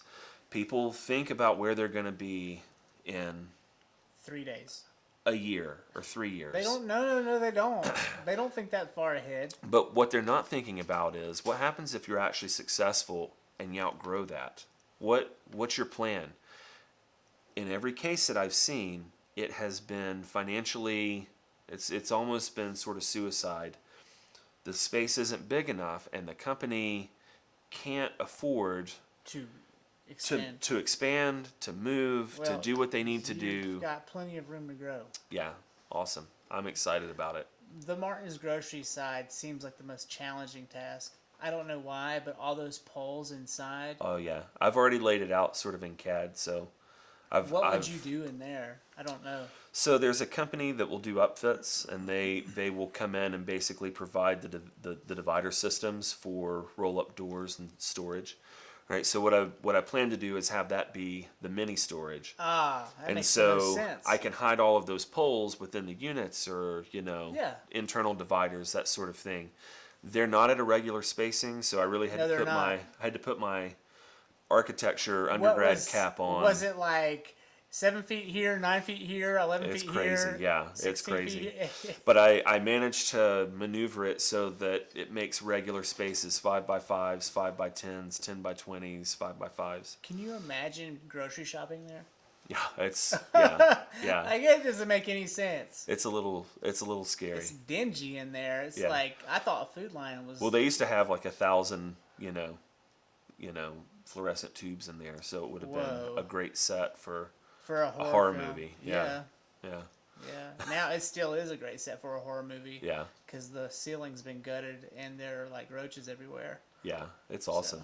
Yeah, it's really great. Yeah, So the storage is on the left side, and then behind Yep. that you've got the camper storage and all that, and you're going to have hookups and stuff. yeah. Probably hookups so they can keep batteries charged and that kind of stuff. So it will be a storage facility, not a come and stay facility. So I'm trying to figure out how I can get a dump in there, maybe a wash, so I can provide extra services to people as they pull up. A dump. What do you mean a dump? A waste dump, right? So Okay. they can, if you come back from a trip, you have to get rid of your refuse. A dump station. I see. Yeah. Now, can you actually collect money off that if you have one of those? Is that some? Yeah, yeah. So by setting up one of those stations, does the end user pay to dump? So I think it's done differently at different places. Like sometimes they have them at Flying J's and other Yeah. places. But what I envision is that being a part of the service that I offer to the people that are renting there. Like a subscription? Yeah. I Yeah. mean, if they're renting a slip, then they would have that potential Yeah. to have that. Jeff, I threw him some concepts for one of the larger buildings on the far left side of his property. I guess you'd call that, what would you call that? The It's not south the side? 20. Yeah, the 20. Let's see.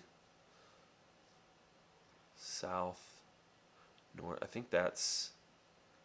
What, 70? It's old It's 70, east. right? Yeah, so it's yeah, east. It's east. Yeah. So on the far east side, he's got these two buildings, and when I walked in, it immediately reminded me of this space in Atlanta that I had witnessed, and it was a studio space for film. It was like a giant, like Star Trek, Star Wars blue screen room. And I walked into this building, and it's like it flashed before my eyes. And I sent him a proposal with this equipment. I literally sat down here and I sent him a proposal, and he says he's all in. I'll see it when I believe it. But Yeah. I mean it's all a huge undertaking, Yeah. and I hate I'm even talking about it right now. I feel like I'm making it lose steam. We should probably just cut this out. But No, you're good. You're good. but it's just like Yeah. it's such a unique opportunity to see like the film industry grow. And he even made the point. He was like, people would freak out if they knew a film studio like that level was in Longview. And think about how the Piedmont could use it. Oh yeah, absolutely, I don't know. absolutely. I would be curious to see what other facilities exist around. You Like have that? to go to Charlotte or even maybe Raleigh. I've seen a few Yeah. in Raleigh, Uh-huh. and they're more photography studios. They're Right. not. They're big, but they're not that big. Right. I mean, they would probably. I'd be able to fit 16 of them inside that one big Yeah. open Wow. hangar. It's a hangar. It's like you could fit a UFO in there or four. Yeah. with And all we're near dead the bodies. airport, so you know. Yeah, Yeah. you are right there. Yeah. I mean, and so, I mean, even if that doesn't happen right away, he has all of this room to, use this space as like a storage, like for airplanes if you want. Right. Not big ones, but, Cessnas and stuff. You could probably fit, Yeah. what, you think 2 Cessnas in there? Yeah, probably. Yeah, it's nuts. Yeah. I've got the Quonset hut, the 20-foot space. The one, Yeah. in the back, it's like a Yeah. half silo. Yeah. Yeah, that's going to be a CrossFit gym. Is that what you said? Something like that. I think Yeah. it should be a CrossFit gym and also a podcast studio. And I think you should have your own podcast, Lonnie. We will see. I think you should. I think You just told me I have too many hats. No, you wear them all very well. I appreciate it. Yeah. I have thought about doing it later on because I do feel like there's so much to convey, right? You're talking to clients and to homeowners and to different people about sort of this industry that I'm looking to go into, right? That I am in and that I'm looking to expand. It's certainly niche, but at the Right. same time, it's expanding well as you do. I think Right. it's growing as you grow. Yeah. And there are a lot of, sort of upstarts, people that we know that we grew up with that are building and doing. I mean, it's great. One of the other reasons I would say I love coming back is just being involved with people like you. I mean, I've reconnected with so many other people. I've started thinking about all It's of crazy. our old friends from high school. Like Darrell Yeah. Walton's on my mind a lot. Uh-huh. People like Antimicrobial. Uh-huh. I don't know why, but I feel like they're genuine and they're waiting for a chance. I to talked grow. to Adam. I bumped into him randomly at a new place in Hildebrand the other day, and we got to get together soon. But yeah, he's a great guy, and We'll see what happens with it. You yeah. know. I've got a guy helping Rollinger Jarrett. Did I mention that to you? I know him. Helping keep up the property. Does an excellent job with the maintenance and Really? the mowing and all of the things that you could imagine. 4 acres is a lot of property, and I don't have enough time to. You gotta get. I mean, I told you we Yeah. should get out there with an army of pressure washers and just Yeah. clean it. Yeah. Just get it cleaned up. So I'll I'm in start the the back corner and work my work way our way out. all the way up. Yeah. That sounds great. But I'm excited.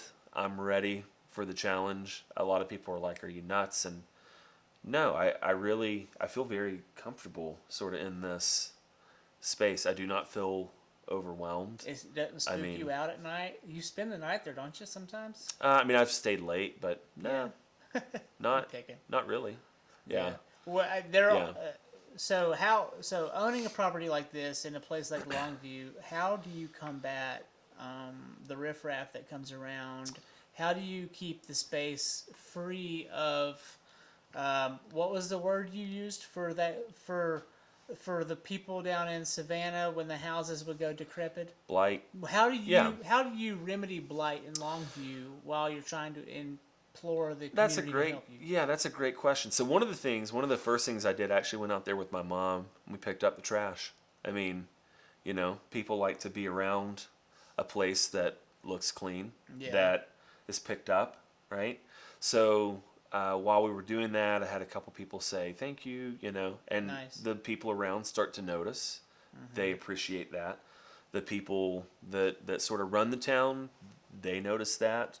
The cops that are going by, they notice that. So it's sort of a goodwill gesture that gets other people understanding your intent and your motive, right? They see a neglected property that's been neglected for a decade, and somebody coming out and starting to take care of it. So being there, being around, taking care of things that might be an encroachment from your property to another, trying to help out, get to know the people around, I think is sort of the first step. Earning their trust. Yeah, 'Cause absolutely. they could easily think, who's this Yeah, dude coming in here? exactly. And they might not know what your intentions are. And a lot of people who are in those poor situations, they're not going to instinctively think positively about what you might be doing. Right. They're going to have a fear-based response to you immediately. Part of it is being around the property a good bit too. I've noticed just by being out there all the time. A lot of the people who walk by are locals, and they're going to the grocery store. Not all of them. They're walking to the grocery They store. walk to the grocery store. It's like a block or 2 blocks, and they'll walk. Feels like They'll come back 20, 30 minutes later with a bag full when of you groceries. say a block or two in Longview, that feels like They're long blocks. they are like mile-long blocks. Yeah. Yeah. Well, but there's a lot of residential sort of behind the property there. So, and, you know, just being attentive, not being ridiculous with the people that are around. You know, there's a generous curb there in front of the place. There is, yeah. Every time I pull up, there's someone pulled off the road talking on their phone or something. Not being ridiculous, because, I mean, I want to entice these people to come stay. You put stuff in my mini storage, so I'm not going to run them off. You know, All you gotta it's do is like, start feeding them. you know, Yeah. so it's like, hey, you know, if you want to take a call, I'd rather you do it on my property than be out in the road, you know. Well, Lonnie has Yeah. a really good idea for bringing in food trucks like every weekend Yeah, to bring interest and morale to the community. right.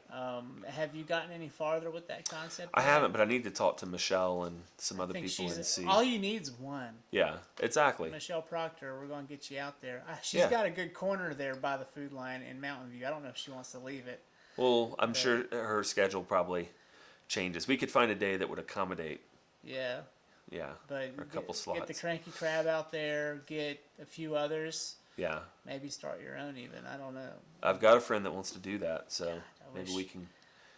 I have him a in it. weird story about food trucks that I don't know, it might discourage somebody, but I was in Weaverville in 2009, 10, and I was about to go eat at this food truck that just showed up one day, and they had good food. It was decent. It was like a solid, like burger fry spot. And I was like, all right, let's go get it. And I'm waiting in line, and the person in front of me, I think they're getting food, but it was actually the guy to come shut them down. Oh wow! And so I'm sitting behind him with my dollars in my hand, and he's like, "I'm sorry, but you can't serve any more food. You're not meeting the expectations of whatever the let's call Right. it the DEA, whoever Yeah. the person is, the Food and Drug Administration, Yeah. whoever it is that controls The health department. the health department, whoever can control who has a food truck and who Right. doesn't. Apparently, they didn't do all the things that they needed to do right, and the guy shut them down in front of me, and I was like, does this mean I can't get a cheeseburger? Yeah. And the guy turns around, he's like, yeah, that means you can't get a cheeseburger, and he was really rude about it, Yeah. by the way. Yeah. But that ruined me for like ever wanting to have my own food truck or. Well, that reminds me, funny enough, of a story that little Alan Wittenberg told me, where he was in a Mexican. Wittenberg? Young Wittenberg. Young Wittenberg. Yeah, he was at a Mexican restaurant, and they came in. The health department shut him down. He said a guy walked out of the back with like a 2x4 and salsa on the end. He's like, "What?" You know, like they'd been stirring a vat or something. With a 2x4? He was probably adding to the story, but man, it was funny when he told it. He was a good storyteller. Yeah, That's Yeah. funny. He was our old coach, one of our coaches. yeah. Highly But, admired him. But I would love to, you know, get that kind of stuff going. I mean, I feel like, you know, and where I grew up is not that far from Longview, but Vale? Vale, right? So Not much going on out there. when we moved out Way there, less traffic going when past. I was 4 or 5, I told my mom, we are moving to the end of the world, aren't we? And it felt like it. I know when I go out there to see girls I was dating, Yeah. I was like, God, Yeah, it's Where out are there. we? It's great though. those roads are dangerous. They can be, yeah. But it's not that far from Longview. But for the longest time, that's where a lot of the industry of Hickory has been. It's in Longview, right? And so it's sort of, people leave Hickory, they go to Longview to make their fortune, their money, and then they go back to Hickory. They get out of Longview, and so the people of Longview are good, you know, salt of the earth type folks, and I feel like it's the forgotten, like, part of Catawba County. It's like Yeah. the edge of Catawba County. yeah. And some might say the armpit, but Yeah. it's like the. Well, it's halfway between Hildebrand and Hickory. So it's sort of the link between the two, All and the- it's yeah. Well, let's talk about the mills in Hickory for a second. Sure. All the interest went to restoring downtown Hickory, and it's really great. Yeah. I'm really excited for what they've done down there. Yeah. However, it looks at this point now, you're looking to do a Longview expansion.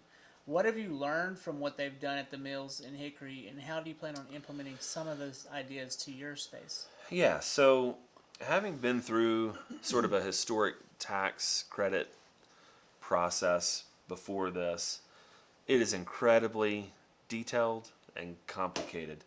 A lot of those mills took advantage of a special credit that was created, and the guy I spoke with him actually one day, did a heck of a job coming up with the program. And it has since expired, right? So they're looking to try and reallocate funds to that to that program so that they can do more of these. There are But still a lot of spaces down there that are not finished. oh yeah, a Also ton. in Newton. Yeah, a ton. So one of the things that you can do, and it varies by state, and some municipalities will give extra money, but there are state historic tax credits and federal historic tax credits, and I won't go into all the details, but the systems vary based on what you're doing, how you're using the property, how sensitive you are to the type of rehabilitation that needs to be done. And a lot of it depends on the amount of historic fabric that's still left, right? So if you go into a building and someone's already gutted the whole thing, then it may not be eligible for tax credits because all the stuff we're saving's been gutted. Well, you have that one space in the middle, in the front, that's Yeah. still very historic and Yeah. dangerous inside Yeah, because the wood is like rotten. yeah, and that was But the the- original Lutz hosiery. Yeah. Yeah. Really unique space. I felt like the Blair Witch Project when I toured it with you. Yeah, But it's great. Yeah. But at the same time, you could see the potential even in the dark. Absolutely, and I would say a lot of the properties along that road, right? I think this is a story that a lot of the locals probably know, but a lot of others don't. I mean, that's the story of hosiery, right? That's one of the things that propelled this county and this area So they into. made the eggs with the hoses in them. they made all of the socks and pantyhose, and I'm just kind of speaking over my head here, but a lot of the hosiery technology that exists and that we've exported across the globe started here in Catawba County in this area. Yeah. And so those are some of the original sort of hosiery mills that still exist. Burke Hosiery is there. Lutz Hosiery, I think they moved up to maybe Valdez or Granite Falls. But they're little stores like that, little manufacturing centers up and down that road. In addition to furniture, in addition to, other things that made this area popular. But those are the two, most The prominent. export of a lot of the furniture to China ruined Hickory. Back in what year was that? The 90s? The 90s, right? And so Hickory was booming for a minute. And that's why we moved to Hickory in a way, Yeah, was there were jobs yeah. for my parents. So I was going to ask earlier, they were in Spartanburg or in My Lancaster? my parents? South Carolina? Didn't your dad coach in Well, no. upstate South Carolina at some point? For a long time, but so I was born in Charleston, South Carolina, because my dad worked, I believe, in a town an hour inland from Charleston, and so. But when I was just a baby, they moved me to Colowee, where Okay, yeah. my mom got her master's Right. in education, specifically, I think, in teaching handicapped children. I don't know the specifics of that, but so she got her master's at Western Carolina, and then we were there. And as far as I was concerned, and my mom and my sister were concerned, we were home. We were in Right. Colowee. I had a really great, 4 or 5 years there. Right. And then my dad had so the high school my dad was coaching at was closing, and they were merging with another high school, but the coach at the other high school had more time in, and he was older and more renowned. Right. He was like Coach Brown or something, but Right. in Colowee. Right. And so they gave the head coaching job to him, and my dad was like miffed. Right. And he's like, I'm not going to coach under that guy. He's an asshole or something. He said something like that. I don't know. I was too young. Right. But my dad, I just remember when I was like 7, my dad was like, he had some really good seasons when I was a little boy. And Right. like they would go deep into the playoffs with his team, and then they merged the schools. Right. Right. And I think he thought he was due Right. for that job, but he didn't get it. And so he looked for another opportunity down in Newton Conover under Don Patrick. Uh-huh.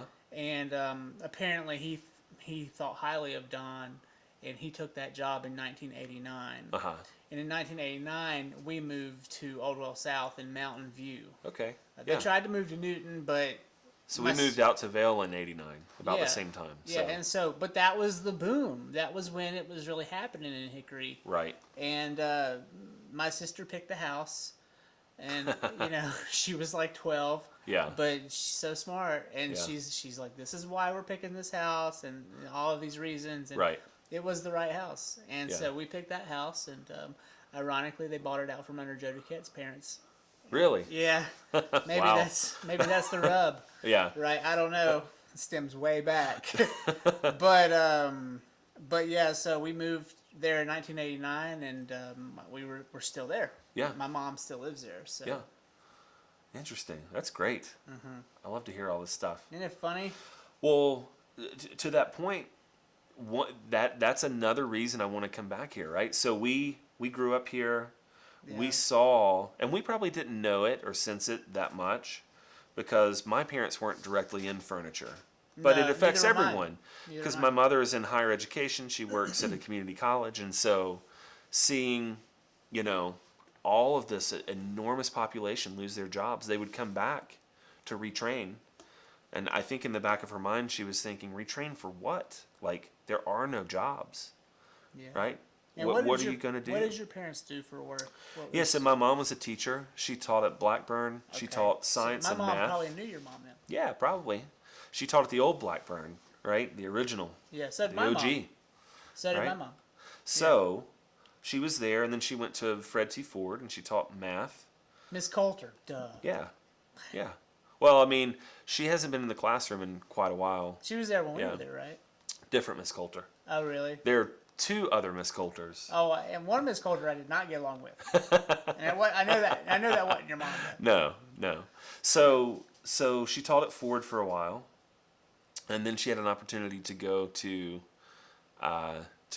teach at CVCC full time in the math department. So she took that, and then she sort of worked her way up there. She's worked in the Learning Assistance Seems Center. like a better and situation doing. Yeah. I think. She loves what she's Well, doing. I'm about to start at Yeah. Southwest Community College just Uh-huh. for the summer for 2 weeks, and Uh-huh. I'm like really excited to teach I- 5 kids in the class. Yeah. Oh, come on, that's so good. I love community college. It might be because my mom, I kind of grew up there some. It But, seems like the best move for any kid who doesn't know what they want to do with their life. Absolutely. Yeah. Luckily for me, I knew I wanted to go to film school, Right. but I almost wish I didn't know what I wanted to do because Right. it took me 3 years to get to my series classes. Right. You know, Right. My actual, real classes took Yeah. me that long. Well, so I got that sort of bit from my mother, and then my father was a carpenter. You So were talking he was in about. furniture then. technically. Well, no. So he built houses, and so a lot of and he did siding, and he worked at Comscope a bit, but generally he built houses, right? So a lot of the roundhouses in Catawba County he built, like the Ron Diezik system. Have you back seen in them the up here? 70s. He may have built some up here. They're I don't even popular know. up here. Yeah. Yeah. Yeah. Also, geodesic domes are popular here. He didn't do those, but he Yeah. did the roundhouses, and they What- had 8, 12, and 16 sided plans, and you pick which one you want. Well, what's starting to get really interesting are the hexagonal homes. I think that they're neat. They're like Yeah. yurts, but Right. I'm interested in sort of the tiny homes, but doing it a different way, yeah. sort of pre-manufactured components and then a site-built piece. I have But- a friend named Jose Bello who's done Uh-huh. some work on our house, and he's doing these tiny homes as hexagonals. Uh huh. And he's trying to find a way to create like almost like a prefab conditional property that you can construct quickly, easily, and Right. it's very, affordable. Right. And that's a big challenge there, but It he's, is. he's working towards it. Well, my dad did that, so I had a completely different sort of. My mom did one thing, my dad did that. So I got a lot of hands-on knowledge about how to make things, from my dad, and a lot of the sort of logic and love of learning from my mom. Now, you have a older brother, Older brother and or an older sister. Older sister. Yeah. And what's your older brother doing now? So Ben, he's the oldest. He's 4 years older than I am. He's a pathologist. So he, I think, has his own firm with a group in Eastern North Carolina. I think they're Eastern Pathology Associates or something like that. How's his shoulder? They're messed up forever. Does it still come out? No. They fixed that. He had 3 reconstructive shoulder surgeries in 3 years in high school. It So would just fall out yeah, middle of whatever he was doing. yeah, it was bad. And that was from football. Yeah, yeah. And he was a good ball player. Yeah, so he But- had to rehab every year to overcome that, and Yeah. then do that, and then so he's 4 years older, and then Aaron is 2 years older. And she was a long distance runner. Mm-hmm. And is Yep. she still running a lot, or?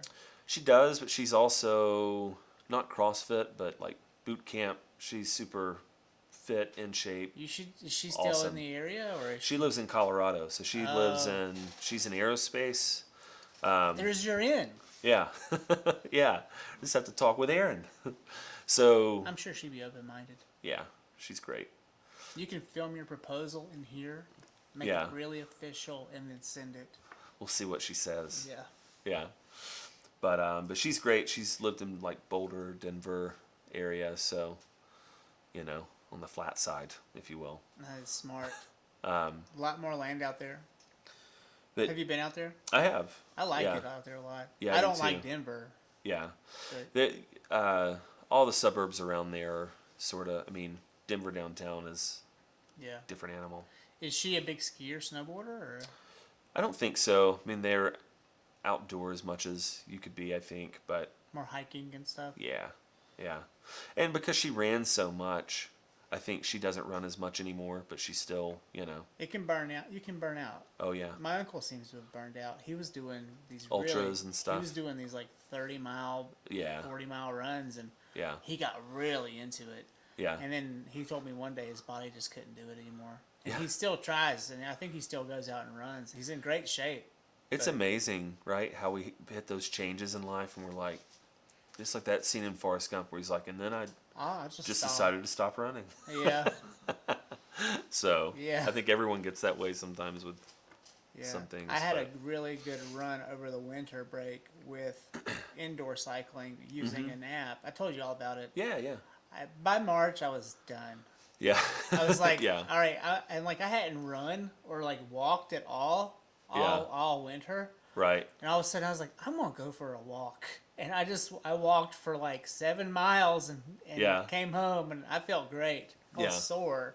You don't realize how sore the You use top of different your muscles the completely. top of your ass gets so sore just walking. Yeah, You know, using different muscles. I'm just like Yeah. moseying down the road, really slow paced. I'm not. Well, I'm not my thing power with biking, if I do it, I would do it like you did. God bless them, the people that get on the road. But in Savannah, every single person I know that's an avid biker has been hit and or almost killed. I've been hit twice. Yeah. So I'm just like, I'm not willing to. This guy hit It's not that important to me. This guy hit me in Weaverville, Uh-huh. going up a hill, Yeah. and he hit me with his truck mirror. Yeah. And he gets out Coke rim glasses, like thick Coke bottle glasses, and I swear he was like retarded. And he was like, oh God, I gotta call my wife. Yeah. And she's like, wah, wah, wah, on the Yeah. phone. I was like, oh man, yeah, I'm fine. Just drive on. Yeah. You know, I didn't call the police or anything. I just, Yeah. you know, Just watch out for me next time. I was sore. Yeah. Felt like someone hit me in the back with football pads or something. Yeah. Yeah. So like I got whacked pretty good. See that video a couple years ago of Schwarzenegger doing a press conference, and this guy comes and leaves his feet and jumps and hits him in the back, and he was like, what He happened? didn't fall down? And then a security detail comes and tackles the guy, and later he was like, I just didn't know what happened. That's, Like- I don't even know that happened. It's a funny video. Anyway, You want him to pull it up? it is pretty funny. Just dig around, see if you can Yeah, find it. yeah. Just We'll Schwarzenegger being continue. kicked in the back. We'll continue. But yeah, so I don't know where we were. Yeah, so we lived here, and my parents did those things, and we probably started to see people's families get really scared and affected, and a lot of the companies around here just kind of sold out. They did not innovate. They said, "You mean we can make more money by outsourcing all of this furniture and not doing anything? And So- we'll make more money, but we'll put everyone here out of business?" Well, this brings Okay. us to a really great topic for the times today. Yeah. We're realizing as Americans the flaws in that logic Absolutely. because China is now using all of that leverage against us. That not only have they reverse engineered much of our technologies, Right. but they're taking it and they're weaponizing some of these things against us. Now, Right. furniture, you don't weaponize furniture. I'd like to see them try, but Yeah. but at the same time, that industry was the lifeline of our region. Yeah. And when it went away, look at what happened. What was the word you used about Savannah again? Blight. It created Yeah. a succubus of blight in the Yeah. Piedmont. And look at the heroin use. Look at the drug use. Look at the Oh, homelessness. absolutely. Absolutely. And so when I was my second year of college, freshman, sophomore year, my brother and sister used to work at the Crawdad Stadium. They were cooks. You know why they were cooks? Because cooks made $12 an hour. And they said, yep, we're cooks. So they used to cook, hot dogs, hamburgers. Sounds like a great gig. Oh, they loved it. It was great money, for a college student. The crawdads were huge too. Like Yeah, it was like I the mean, it best was thing great. ever. It was great. So I come back. The bottom has fallen out of the economy. I mean, this is ground zero. What year do you think it was? This was 2004, Okay, yeah.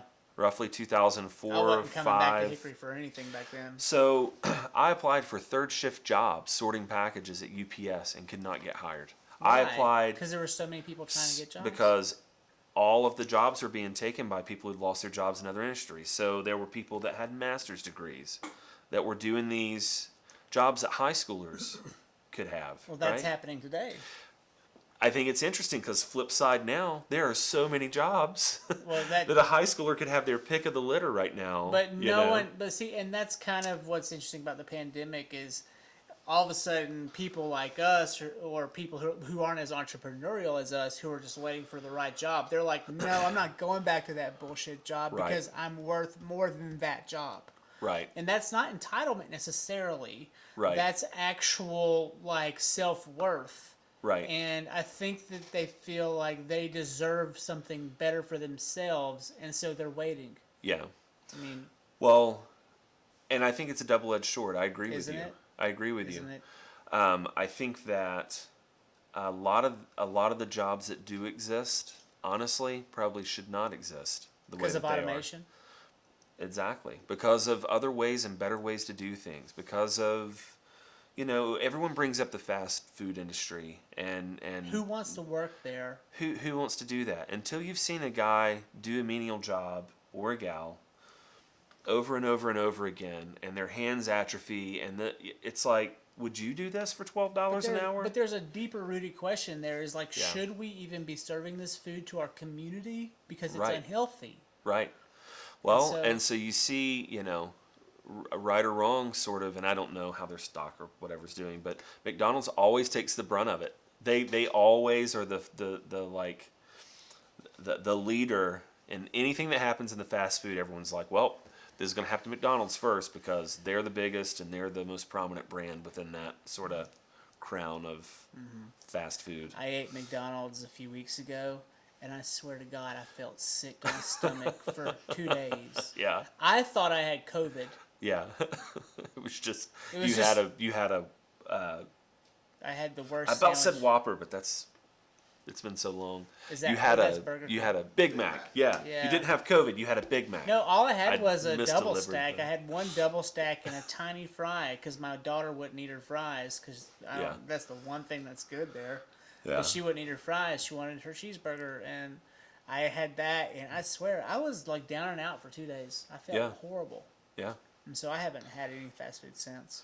Well, one of the things that I did, the only thing I could do. So my mom knew someone that had a daylily farm.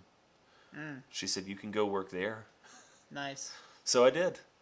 And so that's where I sort of learned about daylilies, how they work, and kind of, I mean, I knew what they were before that, but fell in love with them and everything about it. How do you make money growing daylilies? By the double fan, that's generally how they're sold. What's that mean? The Yeah. double fan. So they'll reproduce in the ground. They grow in a clump. They usually bloom between, in this area, June and mid-July. There are different varieties. There are like over 5,000 varieties of daylilies, maybe 15,000. It's incredible. They all look different. They're very visually catching, stunning. And so you have to dig them out of the ground if you haven't done so already. They have sort of a bloomscape where the flowers are displayed by the plant, and then they've got some greenery below. And so one of those is basically a fan, if you will. Okay. And Like so- a bulb almost. Like a Yeah, yeah. And so these have tubers as the base of the plant, but you can take that clump and divide it and get several plants out of it, replant them, and they're very hardy. They're hard to kill, prolific. So anyway, so I learned that sort of while I was trying to find a job in between, summers in college, and I loved it. I did it, I think, 2 years. And then fast forward a couple years, my dad said, "Wouldn't it be great if we grew something over here behind the house on the side of the hill? Because we have a geothermal heat pump, so it pumps the water over the hill. We weren't using it." He said, "Wouldn't it be great if we used that water to water Yeah. something?" So fast forward to 10 years, and that's what we're doing now. And so you have a farm for these daylilies. Yeah, it's like a passion that went out of control. And so now, are you profiting off this, or So the family, or at least? it was sort of good to go a couple years ago, and then through family trips, my parents went out to the Grand Canyon and to Alaska a couple summers, so it sat dormant for several years. So I'm in the process of getting it back in order, getting it back on its feet, and in doing so, I've reimagined how they're sold and all the things that are involved with, what were obstacles before, how we can solve that. You So should hook yourself up with Ingles warehouse right here. yeah, sure. They have a big garden out on the left, Oh yeah. just like Home Depot or Lowe's would. Yeah, so I think there'll be some potential for people who have sort of stands at farmers markets or that sort of thing. I've come up with a QR system where you can just snap the tag and you can see what it looks like. So in the past, once they're done blooming, it's usually a big deal. People are like, "Well, what does it look like?" Well, then the last couple of years, we've developed technology to where it's in everyone's hand. You can take a picture of the tag. Oh, that's what this one looks like. Nice. Um, So using QR codes, it'll yeah. pop up a link on their phone, and they can see what that clump Yep. or that bulb will So I be. spent last week. I got that all sorted out. Wow. So it's pretty cool. And that's a family project. Yep. What's it like doing business with your mom and dad and like seeing it kind of grow and become successful? Yeah. So like I said, it basically started off as a hobby.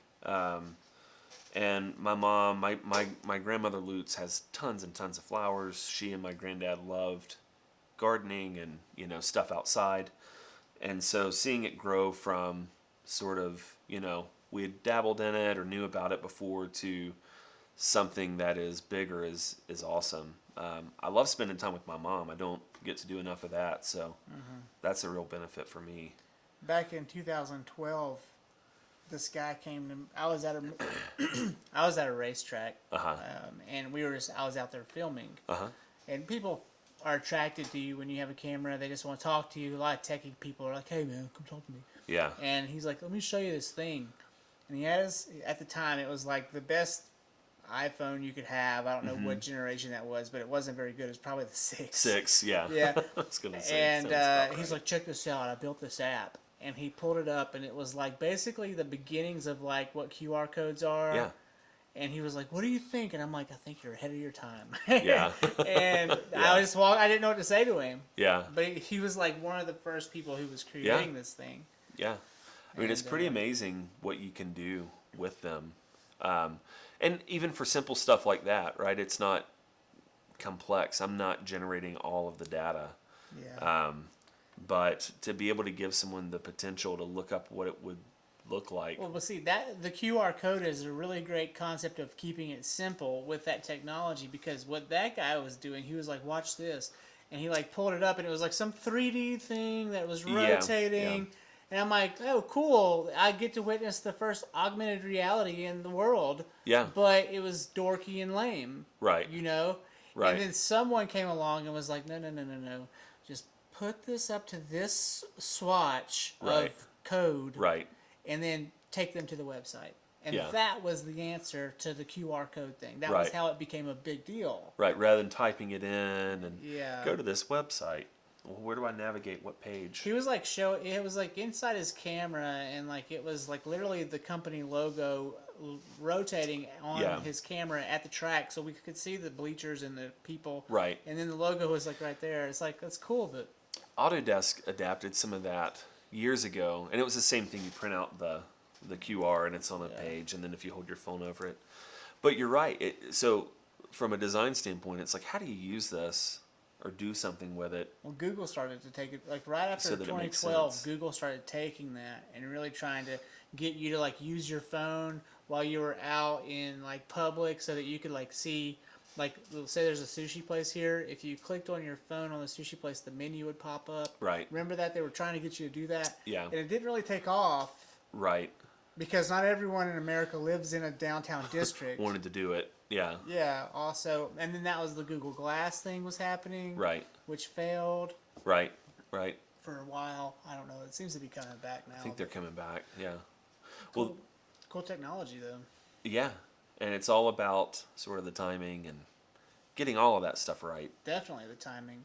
But so yeah, Is we're working it- on that. Is it what you know or who you know? Yes. Both.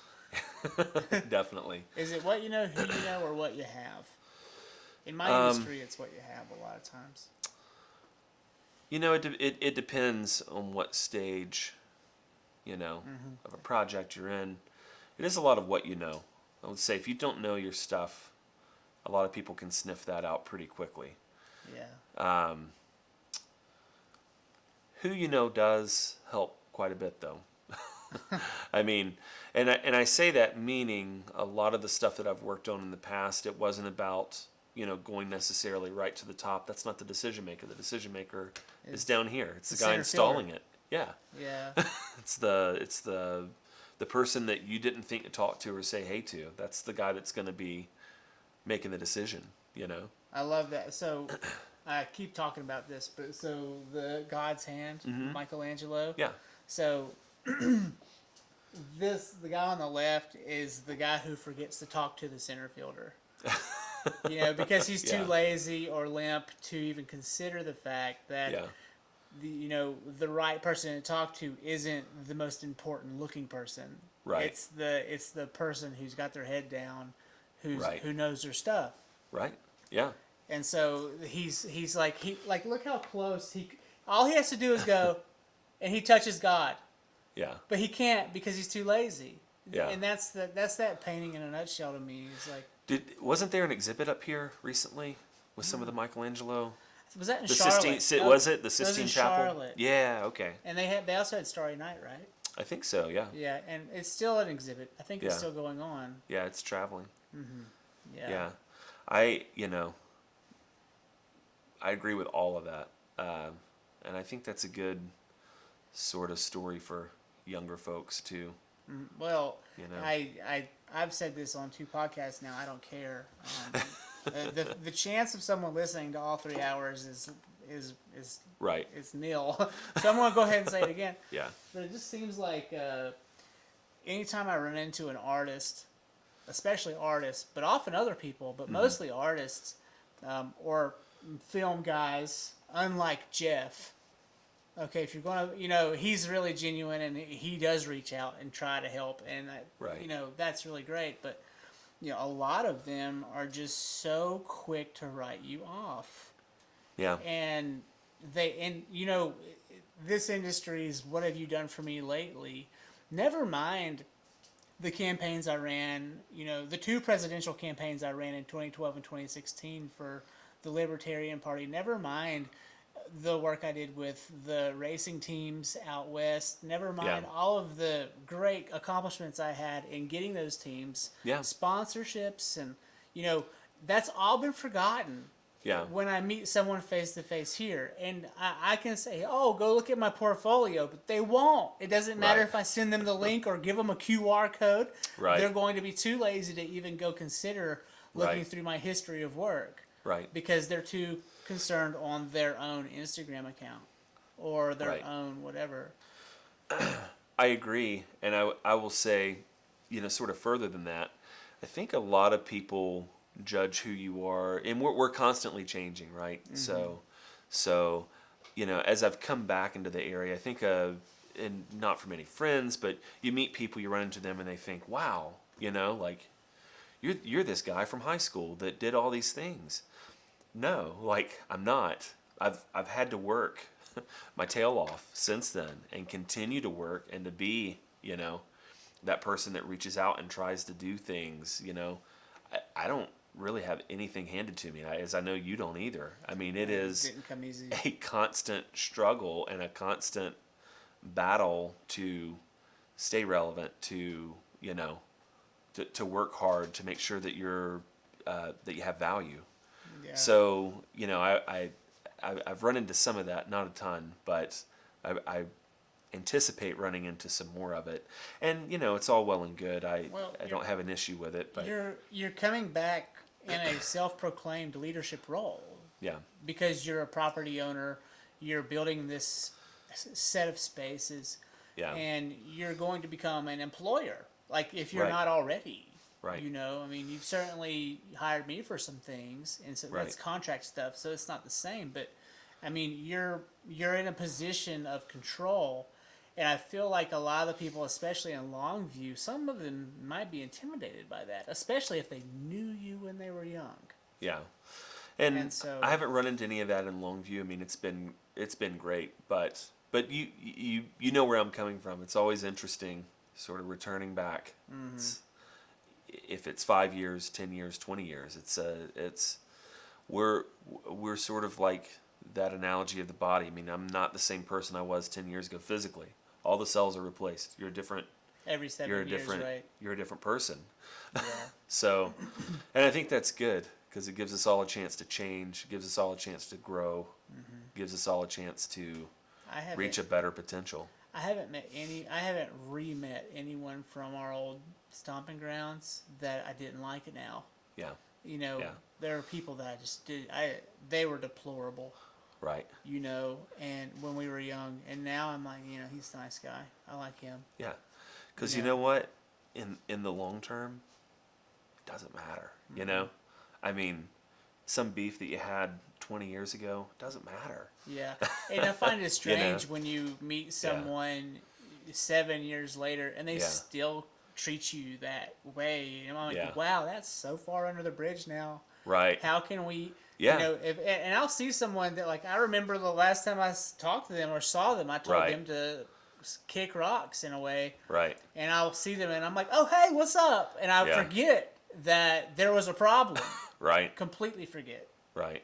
Right. It's Which is good. It's amnesic, I Yeah. guess, if that's a word. But Yeah. Which is good. So, I'm excited, to be back in the area and rebuilding, moving forward, helping people out, sort of together. what other things can we talk about right now that would help you get the word out about your products and what you plan to do?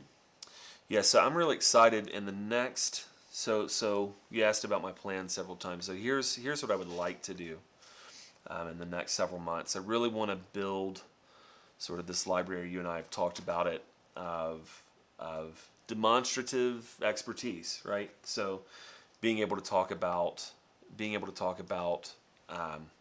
my experience in the industry, being able to make that accessible to other people. So if they have questions, right, they can approach me and say, hey, I know it's not the same, but I had a question about, quartz countertops. Can you help me with that? So yeah, I'll help you with as much as I can. Or a question about templating, or a question about home building, or a question about whatever it might be. So what I'd like to do in the next several weeks, really, like get this thing together, be putting some things together so that when I go to some of these shows, I can begin to get things in line for the next steps. So as it is now, I'm still in the process of the final funding for the project. Right, so I've got some things lined up. It has been a tremendous effort on my part and on others that I know to put all the things together, to come up with cash flow analysis and all these other things to make sure what I'm thinking about doing makes sense, right? What are the what are the fundamental steps for building a solid grant writing campaign, or for either a crowdfunding or fundraising campaign in general? Yeah, so being able to convey your story clearly, succinctly, and let people know what you want to do. So if someone asks you for a 2-minute pitch, what do you do? It's tough. It is. It's really tough. Uh, You're like, oh, I'm completely invested in this. Just tell me what you do, right? So I had this with students when I was teaching. Tell me about it. You know your product. You know the thing that you designed. Tell me. Don't give me all the other stuff. And it's like round they go, they go, and they never get to the point. So I think that there's something to be said about thinking about how we perceive, presentation. Somebody's going to be looking at 100 of these. They're going to be looking at 10. Are they going to be looking at 2? Right? What level of detail and information do you need to go into? Tell your story, but make it sexy. Make it interesting. Make it exciting, right? You can go in with the sort of, and I hate to say that, but like the banker mentality. These are the numbers, and this is the, or and that works for somebody. it does. And so you got to think, am I tailoring this towards someone that's going to be, just looking at the numbers? Do they just want to see a prospectus? Yeah. Or is it somebody that says on the creative end, what's the thing you're doing? I don't understand what you're. Are you selling the technology? Are you selling the product? Are you selling timeshares? Like, none of what you said made sense. Yeah. And so figuring out what your audience is, who your audience is, what their backgrounds are, and tailoring what you've done, I think, to them. So I've done this for a couple different groups. For a mentor group that I was a part of out of Raleigh. I applied for a grant through the NC Idea Foundation, which we were fortunate. We're one of 10 to receive a micro grant last spring out of, I think, like 100 applicants or 200 applicants. So knowing what the parameters of where you're applying are and who you're speaking to, knowing your audience. It's crazy. It all comes back to this persuasive writing that we did in high school, Was that middle with school. Paysor? Who are you? All of it. Who was your English teacher in high school? Well, I have a ton. So I had one in middle school. Well, back up. I had one in elementary school, and I started to get it in, I think, 6th grade. So the prompt was, if you could live anywhere in the U.S., where would you live? And I wrote a whole paper about living underground. And she gave me a C. And What? I thought, That's a win. that's bullshit. So I thought, okay, well, I'm just going to continue doing this. So 7th grade, we had to pick our favorite form of transportation. What an awful prompt. What 7th grader has a favorite form of transportation? We only know car rider. We or know bus. our mom's minivan, the bus, right? So I wrote about mules, and that became a thing that I was synonymous with, right? I wrote this really funny paper about a mule. And so I continued to do that, and it's become very it's been very good to me over the years because I've had to write appeals to grades and, this and that. And persuasive writing is a big part of, I think, being successful. Yeah. And I wish we did more of it the right way in school. But Do you think that kids need to know cursive these days? not necessarily. But I think that the process of learning something that you don't know, kids need to learn how to learn things. Kids need to learn how to learn new processes, figure things out. That's a fundamental problem with our education system as a whole, is it not? Yeah. We're more like, hey, regurgitate this in and out of the brain. Like, let's make sure that you test take. Let me ask you that, since you Yeah. are an educator in a way, you Yeah. definitely are. So, why are we continuing to do the testing the way we do when it obviously isn't the best route of action for helping someone learn how to learn? Yeah. Here's what's interesting. I'll answer your question maybe with another one. Please. Here's what I see. So when our parents were in school, it was all about rote memorization. They did not have the internet. So it was valuable to be able to remember some of these things, right? So if you're doing a process every day, like I'm sure maybe your wife does with her job in pharmacy, if you've got a process that you have to do, you need to know that Oh, drug names. backwards and forwards, right? And that is still something that she should know. Yeah. So some of those things, right? If I'm posting a program, I've got to know the series of steps when I get that code out of the computer, how I get it out to the controller, right? How to set it up, how to start it, how to stop the program. Those are things that I can't stop and look up in a book. You got to know it. So once our parents kind of aged out of that, the internet came when we were kids, right? So now the issue is we're kind of doing things the same way, but all the information is there, more information than is needed. So what I see the challenge that students have now is they kind of look at us because of other reasons, like just tell me what to tell you, I hate that. but they don't know how to mine the data that exists, right? So now they have more information at their hands than any other time. And I would have students ask me how to do something, and I want to say, go to Google. How do you think I'm going to figure it out? Just Google it, or use whatever else. So I agree with you. I do think it needs to change and to evolve, but it needs to be through, it's almost like we're numb to just doing the same thing that we've always done. Well, in my field, when I'm, the reason Jeff's here is because he thinks on his feet. And like he comes in with his own gear and all that. And he's like, hey, I got this and I got that. Hey, I'll just put this mic here. And he doesn't even talk to me about it. He just does it. And I've had other people in here. This is like a revolving door, this position. Okay. And I've had other people in, and they're not thinking on their feet. They're waiting for me to dictate. And I'm like, hey, I'm in an interview. I can't tell you what to do. And this isn't just this position. It's like in the field in general. If your camera is giving you an error signal, you need to think about how you're going to remedy that. Well, the first thing I'm going to do is pop the battery out and back in, or turn it back on, and just see if that fixes it. Sometimes it does, sometimes it doesn't. Right. But if they come over and they're like, it's broken, I'm like, fix it. Yeah. If you can't fix it, pull out your backup. If you don't have a backup, use your phone. Right. I don't care how you get this shot, as long as you get it. Right. And that's really frustrating for me. Yeah. When we're on the fly, you have to be able to deviate and make decisions really quickly. Yeah. Even if you're not in charge. Yeah. No, I agree, and that was one of the things. When I look to hire people, the qualifications on the sheet are one thing, right? I do like to see some of that, but that's not what you're. When I interview someone, it's usually not like this, but this is basically it. There's a guy. I hope he watches this. There's a guy that I met. We'll tag him. Yeah, I met in a bar right in Savannah, and the bartender was like, "There was this guy in here the other week. He's really cool. Seems like you guys would get along. You should meet him sometime." I'm like, "Okay, great. I will probably." She said, "Sure." So I go in there, and like 2 weeks later, I meet the guy. He's amazing. His girlfriend is in interior design, studying to get her master's degree. So he's kind of here on a short-term stint. He's going to be here a couple years. He's tried to get some jobs, but he's working as a golf pro. He loves to golf. He loves to teach kids golf. He can't find any decent work. So we're talking. I ask him if he's ever programmed a CNC. He's like, oh, yeah, I actually have. So we get done, and I'm like, well, this is great. I'll hire you as soon as I can.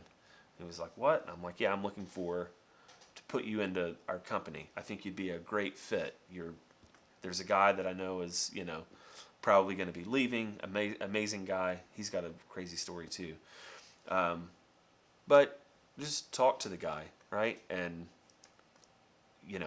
found that he had all the qualifications and was agreeable and, just a great person. And that means more to me than, sort of reading what they have on the sheet. And true to, sort of my assumption or what I was hoping, he came in and did a better job at the job than I did. Nice. And that's saying a lot. That's what you want. Yeah, that's saying a lot for me because I had too many hats. But he did a better job, of in that position, in that function than I could have. And I was so grateful. That job was a blessing to his family. Yeah. And I was super happy to have him. Great guy. But so being able to think on your feet, which he was able to do, is huge. And being able to, fit into the team and get all that stuff worked out is huge. It is huge. That was a good soundbite, yeah? Yep, it was, okay. Very good. He's in the zone. I don't know about I it. am in the zone. Yeah. I'm looking forward to seeing the switches on that because up until tonight, I had the switcher here, and I just leave it locked on you, and then I go back later and edit it and post, and it's like, and I started thinking about the workload. Right. To go through. And so, you're number 6, okay? Right. And so I've already edited 5 of these. A few, Orlando's was 90 minutes. Right. But then Ruth's last night went 3.5 hours. The other ones also went 3 hours. Right. And so those 3-hour edits take 8 hours. Right. Total to kind of, and I haven't even added graphics in lower thirds yet. And Right. so Right. it's going to take hours and hours to finish those. And so Yeah. having Right. Jeff cutting is No, going to that's great. save me. It's going to save me a ton of time. Yeah. And so. And see, that's the thing. It's you've brought on someone that can benefit, what you're doing. And I'm looking for the same. It's not that I expect to do everything, but you know enough about what you want to find someone capable to be able to say, okay, I can make it. I can make it work. The struggle I run into is Jeff's doing me a solid. Jeff has a full-time gig. Yeah. And this isn't profitable. Yeah. Okay, yet. Hopefully it will be. Yeah. I've yet to learn how to make a podcast profitable. We'll find out if I can. But it's not a reason to not do it. Yeah. I mean, And so for me, so many people look at it. Well, it'll take a year. And It will I'll take a have year. to do and I'll this. be, and if I do 10 episodes a month, which is what I have booked for June, Yeah. I'll have 120 episodes by the end of the year. By Yeah. the end of the circle. Right. By this time next year. Yeah. And that's a lot of episodes. That's a lot Yeah. of time doing this. And that doesn't count the time I spend away. Like, I've got a job, apparently, maybe in Raleigh on Wednesday. And so that takes time away from this. That camera's got to come with me. That camera's got to come with me. So I Right. break down, come back, set up. All that time goes. Right. And so I've yet to, I don't know how that works. I don't know Right. how I make this, because that's a real paying gig. But see, you've already figured out. So this is like a great example. Like, you understand, you're going to have to break this down, do this. This takes time. So people ask me similar things like, well, how do you know the things that you have to figure out? And I'm like, Experience. failure. And I don't know over and everything, but I do know these things are going to be pinch points, and I've got to figure them out. Yeah. So And so the real win here would be to have duplicate equipment. right, exactly. And maybe I can earn enough money over time to do that. Right. And I can actually have specific Blackmagic cameras in here to match the Blackmagic ATM, and that Right. would all look really clean, and I wouldn't have to color grade Right. at that point. Maybe, probably Right. still would, But that's a goal, right? It's a goal. And you can work towards that. color grading adds maybe 20 minutes to the project, each Right. project. So, whatever. But Right. we'll see where that goes. Yeah. I don't know. I see this as a conduit for other people's ideas. So I Yeah. feel like each person who comes in here is going to allow me the chance to grow. Are you feeling the energy from the other people that you've Oh. interviewed and the I was on a high. We had Yeah. Roger Travis was in here on a full moon. You have Yeah. any idea what that was Was he like? amped up? Yeah. I was. Were you here for that one, Jeff, or No, No, it was just me and Roger. Oh man. Mm-hmm. Yeah. He walked in packing. He had his gun on Yeah, his he always hip, has a gun. Yeah. mace, and all the other things. It's a whole Yeah. thing down his back with first aid supplies. Yeah, and he didn't have his first aid kit, but it was in the truck Yeah, with his AR-15. surely. Yeah. He lives Yeah. like 2 miles from me. Did I tell you that? Today, like still? You Yeah. still live down there? Yeah, well, where my parents live. Yeah. Yeah, so he's on 10. If you go down 10 and you turn before Honey's, my parents live on that road. They're like, Yeah. I don't know. See, he's had a car run off and flip in his yard, a couple of He those. told the story. Did he? Yeah. He and his wife saved people on Christmas Day in separate Saved their lives. places. Saved 2 lives on Christmas Eve. In Roger- separate, like, incidents. Yeah. He was driving somewhere and his wife was driving somewhere else. And they had first aid kits in their cars, and Yeah, yeah, it's insane. yeah, It's insane. I don't know. But Yeah. that's Roger's an exact example of God's hand, and then Yeah. everyone else limp, not responding to him. yeah, You know. Yeah. And it's insane to see how Yeah. people would respond to him when we were young. You know, I remember him getting kicked off the football team. Which one? When we were little, he was too big. And so he hit somebody. And I remember, Was that when we were on the Giants? may have been, yeah, it was. Do you I don't- remember that? He quit. My dad didn't kick him off. No, something happened, but he hit a kid, and like the kid was messed up. And they were like, "You're too big and strong." And he's like, "Well, screw it, I quit." Well, he was a or whatever. grown man. He was a then. grown ass man. Yeah. Yeah. But I remember that, and I was like, that's unfortunate. We could have used him at Yeah. Fred Ford. I know that. Yeah. He would have made a good pulling guard. That or a linebacker maybe, or He was angry enough. yeah, he'd been a great linebacker. Outside, maybe. Did your dad have any ties to East Rutherford? I bet he did. Yeah. I don't know why. Well, no, I have this story. We went up there to play a scrimmage that your dad scheduled, and I came back home and I told my mom. She was like, "What happened?" There was blood dripping down, and I split my chin right here. It's the first time somebody has knocked the helmet off of me ever playing. And I said, What "Mom, year were you? senior." Oh. I said, we went up there and they beat our asses into the ground. And I walked and I went to bed. That happened She to y'all still a lot, remembers it. Yeah, it happened a lot. Yeah. We played like 36 homecomings that year. Yeah, you did. Did you ever sign my dad's football? I don't know that I did. Can I get you to sign it? Absolutely. Hang on. Yeah. Sign anywhere. All right. Bear down if you have to. You were at the funeral, Yes. so you might have signed it, but sign it again. It's fine. I'll look and see if I see it.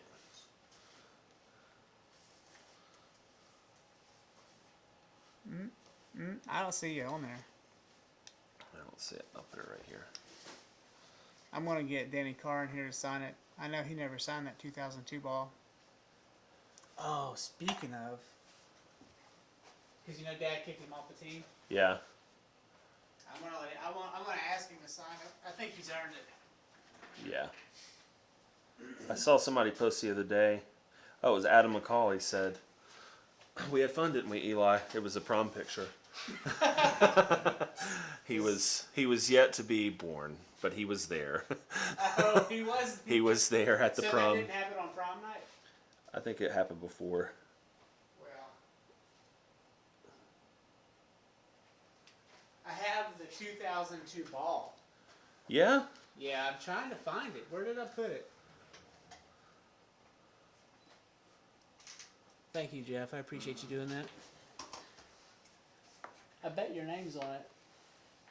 I was gonna say I bet it is too. That's in the other room.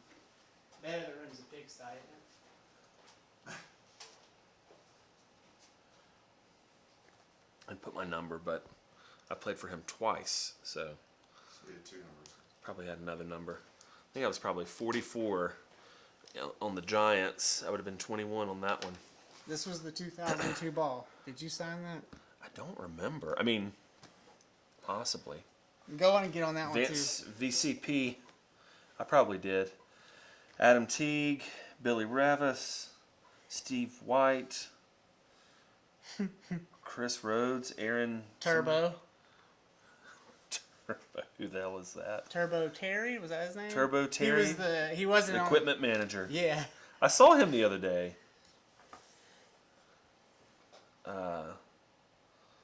That'll be easier to Alan sign. Sane, Alex Williams, Sammy Schrader, Josh Bumgarner, Mark Roney. Where do I want to be on this one? Do it on the white, wherever you Yeah. got it. I'll do it right here. Oh, this is great. I know. I'm bringing in Freddie White Uh-huh. at the end of the month. I've got a few. Does he work at MDI? I think so. I'm bringing in a few of my dad's players from East Lincoln next week.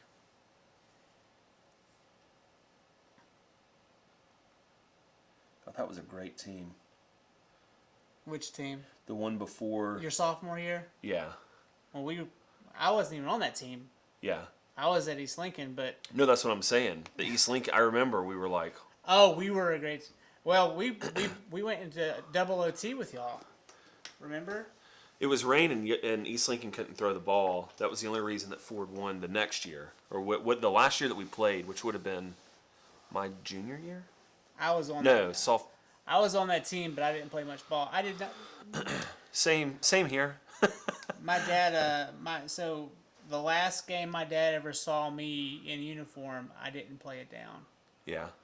and I just felt like that was poor form on Yeah. Gory's call, Yeah. on our coach's call. I just felt like it was like, come on, man, Yeah. you know, coach's ethic here. If my dad was coaching Gory's son, Yeah. he would have at least been on special teams, just Yeah. to, you know, unless he was Unless he was a bad kid, but. right. Which, might have agree. been. Yeah, but.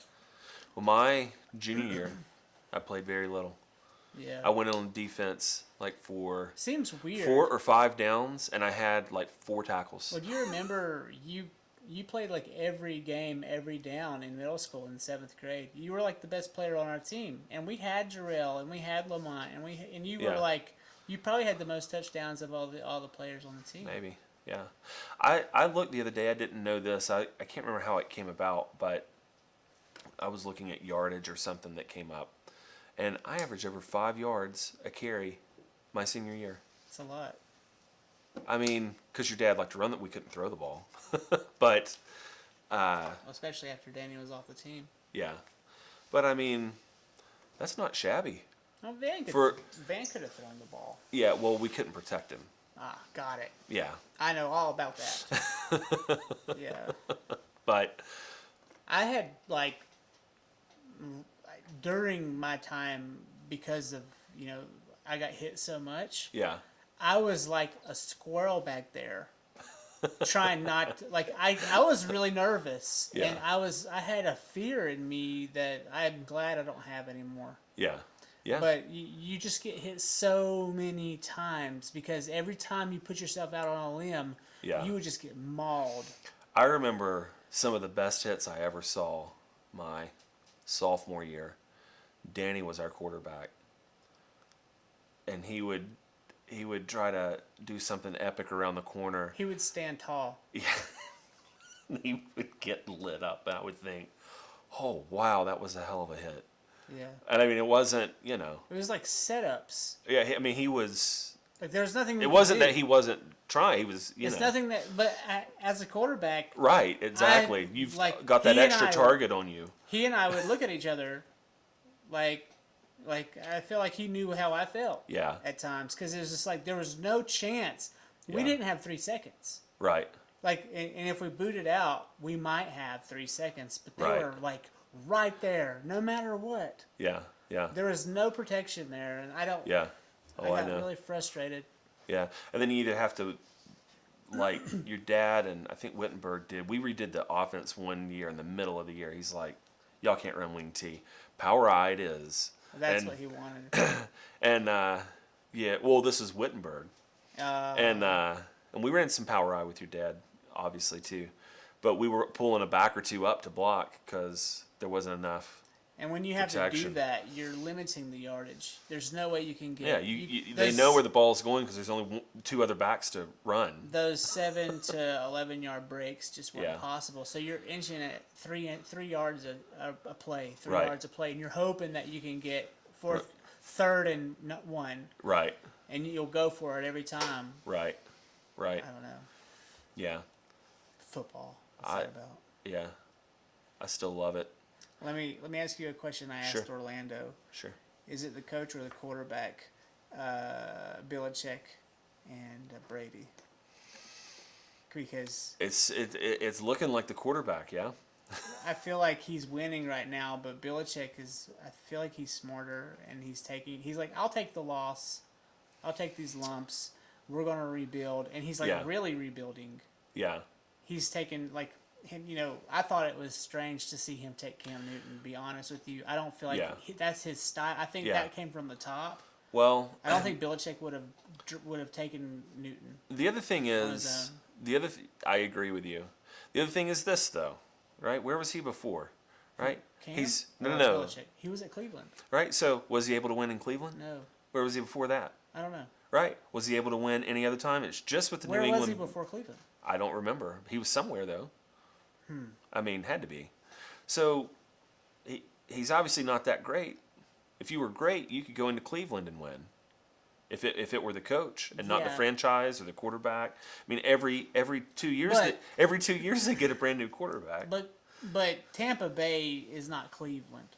Agree. And yeah. I made this statement before Brady left New England. I was like, send him to Cleveland and watch him win, or Right. not, or don't. Right. And I was trying to get the universe to send Tom Brady to Cleveland, just to see Yeah. what would happen. Yeah. Because Cleveland wouldn't have had the resources to get Right. Gronk and all of those other. So it really is about the team and the front office and the culture and the fans and the people that I mean, a lot of it has to do with not the coach or the quarterback. I just felt what confused me, being a coach's son. I want Belichick to be the winner in this.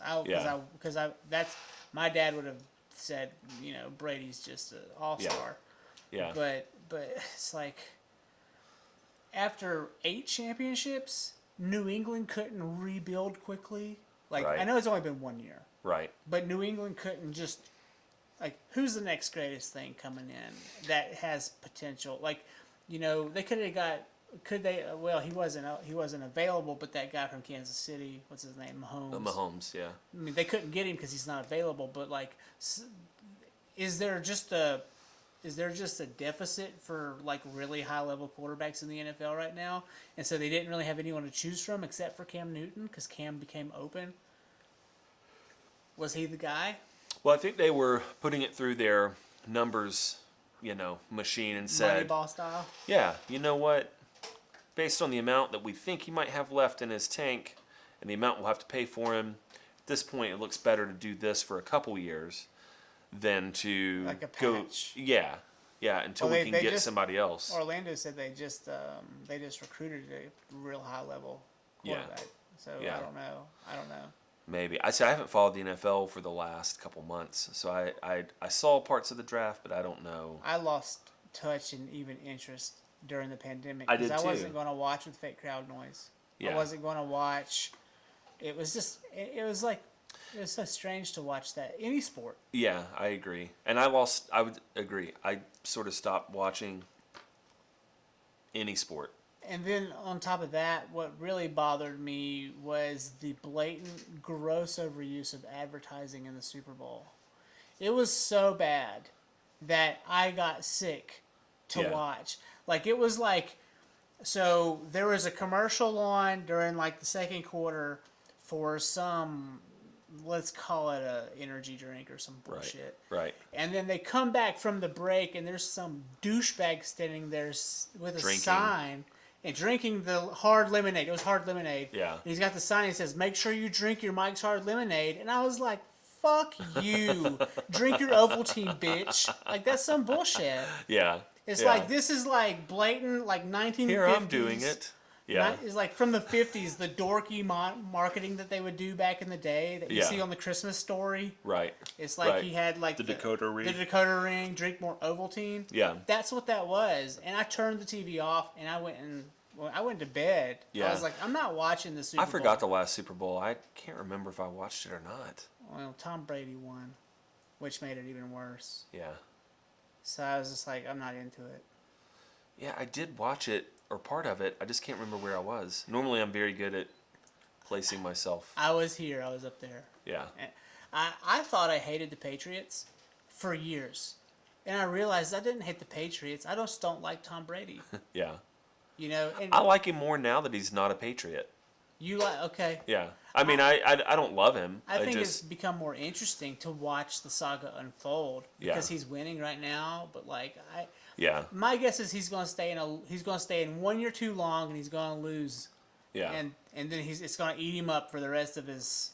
Right. You know. Right. Like if I were him, he I could would, do like Peyton, retire on the 200th win. Done. See, Peyton was smart. Also, Yeah. Peyton, it was his time. Yeah. Peyton went out like Elway Yeah. at Bronco State, or Yeah. as a Bronco, which I thought was really unique because Elway was his mentor in a way. What were we talking about that prompted this? We were talking about You got on? I don't know, man. I got hit by a truck. Oh yeah. You're like, it felt like I got hit in the back with a pair of pads. Yeah. Yeah. This one time I thought I had my number coming because this truck was coming down Reeves Creek in Weaverville. Uh-huh. Real fast road, kind of like 16 or something. Uh-huh. He almost hit me. I jumped off my bike and down under a bridge. Yeah. Oh wow. It was scary. It's a fairly short clip, I think. Arnold, get to the chopper. Yeah, he was in South Africa. He's like taking pictures of people.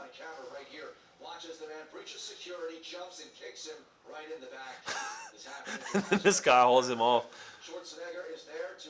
What is that? Arnold Classic Africa, where athletes participate in various sporting events. He's like, He is in police custody. what happened? Schwarzenegger is fined and doesn't make that to file any charges. He didn't file any charges. He was just like, whatever. That he'd only been jostled and said that he realized he was kicked after seeing the I thought I was just jostled, which happens a lot. What a great attitude. Whoever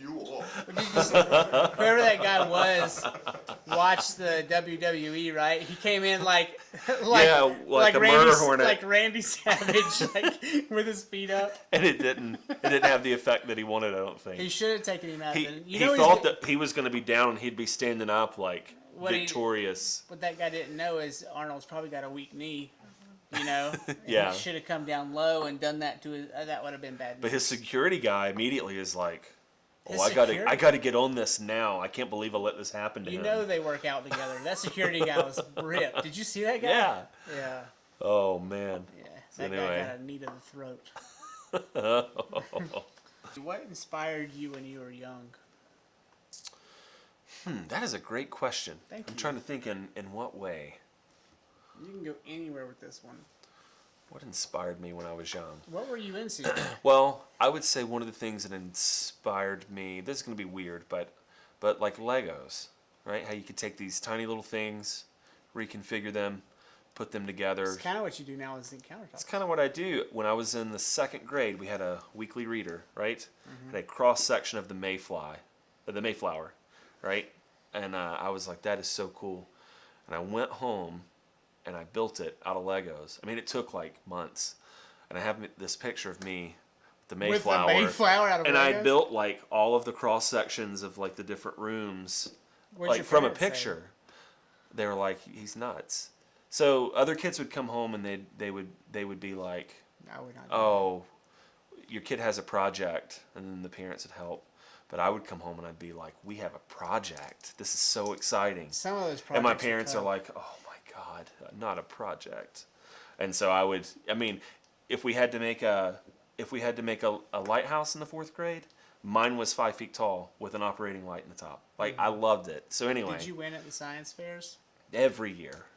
Yeah. I mean, I was a dorky kid that played football and music, and I did it all. I loved it. So I don't know. I think I found inspiration in lots of different things, but my older brother and sister, sort of watching them do stuff, you know. You're the youngest. Yeah. You know, they say the youngest is always like the one that's out ahead because she gets to Yeah. be the. It's like when you play putt-putt. My uncle taught me a long time ago. Always Watch, go last, yeah, watch what the first people do. and then don't do that. Yeah, yeah. Yeah. That's a good point. Yeah. Good question. Thank you, sir. I appreciate that. Okay. As a man, what inspires you now?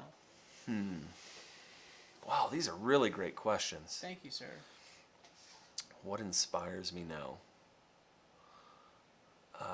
What am I inspired by?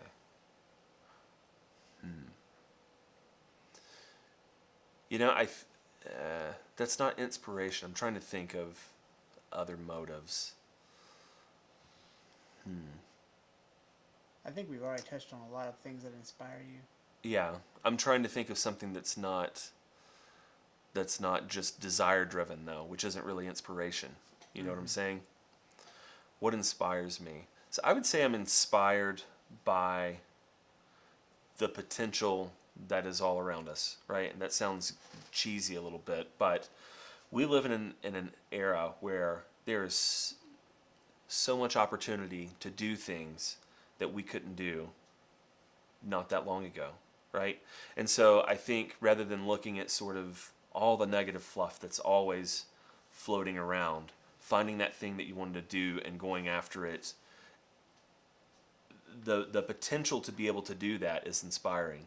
Because I know, you know, maybe 2 generations ago, some of our family were just working to get their family to the next step, right? They couldn't go out and just become, I don't know, a riverboat gambler. I mean, I guess they could. They couldn't But- go out and start a zinc countertop business. Exactly, because they had, you know, other things that they had to do. So in a Start way, a podcast in 1990. Can you imagine? it would have been Well, you would have either been Awful. Larry King or you would have failed. right. So I mean, I think I'm inspired by what others have done before me in a way, and the potential that I have at this point in my life. I mean, I'm set up in a great place. You know, I've got great family. I'm a single guy. I've got, you know, a lot of potential before me, and so, and that's in a way inspiring and sort of freedom. It's also scary as hell, Yeah. but that's going to be my answer for that one. I've pulled up Roger's question list, and ironically, a lot of his questions really relate to your work too. And I'm Sure. going to go through a few. Okay. Sure, sure. You work with millennials and Gen Z and even the new generation, whatever they call them now, Gen Y or whatever. Hiring them for blue collar skills. What do we do there? Like, Yeah, this is really interesting. So I just got done teaching a class. So I was a full-time professor for 2 years, which was awesome. I loved it. So I came in, right? So I have undergraduate degree, all the experience from my dad. I have a master's degree. I wrote a thesis. And what am I doing? I'm teaching basically rich kids how to use shop tools. There's a whole class that they're paying for, right? They're trying to figure out how to use these tools to that. make models that are, the tools are based off early 20th century technology. things that are, it's like forgotten technologies. Table saw, lathe, bandsaw, scroll saw, sanders, sanding equipment. I was in full admiration of your set of tools that you had at your shop down in Longview. I was like, wow, Yeah. look at that tool he has. Yeah, so the thing that I think, how do we do that? We have to show them. They're not getting that education. We have to show them those skills, right? So Gen Z, millennials, and they have to practice. They have to get good at using them. Do you think that the pandemic brought on like this reversed renaissance of old labor skills? I hope it did. The one thing that I will say about any tool and anything, and that we hit on this earlier, it may make it in or it may not, but it is sort of the persistence of attitude to continue doing something, right? So I think this is a skill that kids need. They need to be able to pursue something when they're awful at it. They need to be able to continue through that until they achieve basic mastery. That, I think, is where sort of some of that is lacking for some of these students. How many people do you know that know how to cross stitch, know how to, woodwork, know how to work with fabric? Even or in our generation, the Xennials don't know. No, no, I mean, I know, but I taught myself over the last year right, most of what I know, and a lot of it was a natural skill that I had that Right. I didn't know I had. But It wasn't like it's so crazy. I'm glad you brought this up. I mean, I would watch students. So I had a project where they have to model something by hand. They make a paper model, an intermediate, and a final model. First off, they don't know what intermediate means. Secondly, I don't either. they don't sort of an in between, like Okay. beginning and final. Secondly, they don't have the hand skills to do the things. Like I'm watching them almost, cut themselves, and I'm like, oh my God, you've never made anything. You've never used a knife or a tool. It's like watching, a chimpanzee, be given an X-Acto set and say, okay, go for it. So I would have to teach these students how to do this safely, which is hard. But then also, why do we do it? And like, what are the shortcuts? Where can you save some time? Can you choose a better material and it come out better? Yes, is the answer always. So in terms of hiring people, I think you look first for those diamonds in the rough, the people who have those skills or Who are have teachable. already developed those skills, and then you look for the people who are teachable, right? So if you find someone that says, "Well, I don't know how to do that, but I'm willing," right? I don't know how to do that, And a but lot of I that just will comes learn. from their genuine enthusiasm for their time with you. Right, So they show up and they're like, "Hey, what's up? What are we doing?" and you can see it on their face, Yeah. right? You can tell. Or you cannot see it on their face, and that's This is true, very too. apparent. Yeah, but a lot of times you can gauge someone's enthusiasm based on their emotiveness. I mean, that's just my It's true. It's in their eyes too. yeah. Yeah. Anything else? No, that was a good That's question. good. Thank Yeah. you. When you work with people like this, who's most reliable often? And I mean that question not just about millennials or Gen Zs, but like when you work with people, different ethnicities, different types of people, like we hear stories about how white workers are lazy, the Mexicans work hard, but then also Roger made an interesting point. He's like, yeah, they work hard, but they're sloppy. And so we like that they work hard, but they're sloppy, and often it's hard to teach them because English is a second language. What's your take on like the genuine contractor workers in today's era? Who's better? Who's not? Yeah, well, it is interesting. I mean, it's a give and take with everything. That's an interesting point Roger made. I know a couple people who I think that applies to, who do fantastic work, but if you have to hire someone else to do the other things, and you got to take that into consideration. I've worked with a lot of people over the years, and so one of my last jobs, I've worked with people who came out of an apprentice program right out of prison. Right? Some of them were fantastic, and some of them were not. We hired people. We hired some people out of the military. Some of them were fantastic. Some of them were not. And so I've kind of seen it. It gives me great hope because I do see it transcend race and sex and everything, that there are good and bad employees for both. I would say I think that employees tend to do the best whenever you're able to reinforce or talk to them, whenever you're able to explain what's going on, reinforce good habits, talk about things that need to be improved, but not in a sort of condescending way. And I think that you get the best employees out of the ones that you nurture and you give the tools they need to succeed. If you get a great employee in, right, you hire someone above a pay grade, that can be bad because they don't want to do that job. It's beneath them. They have this, well, if I lay this out as the expectation, this is what you're going to be doing. I don't care that you have a master's degree. I need you to do this, right? You wanted the job. Do you want the job or not? Yes, I'd love to have the job. And then you don't nurture it, and 2-3 weeks later, you haven't talked to them at all about it, and they quit because you didn't provide any feedback. Well, I mean that's kind of what you It's expect. in a way on you. Right? Absolutely. So your take is that it's not so much about the employee specifically as it is about how you react to them and how you nurture them. Yeah, it's on me, right? So I've said this before. I think it's amazing. When I was in school, I was an A student.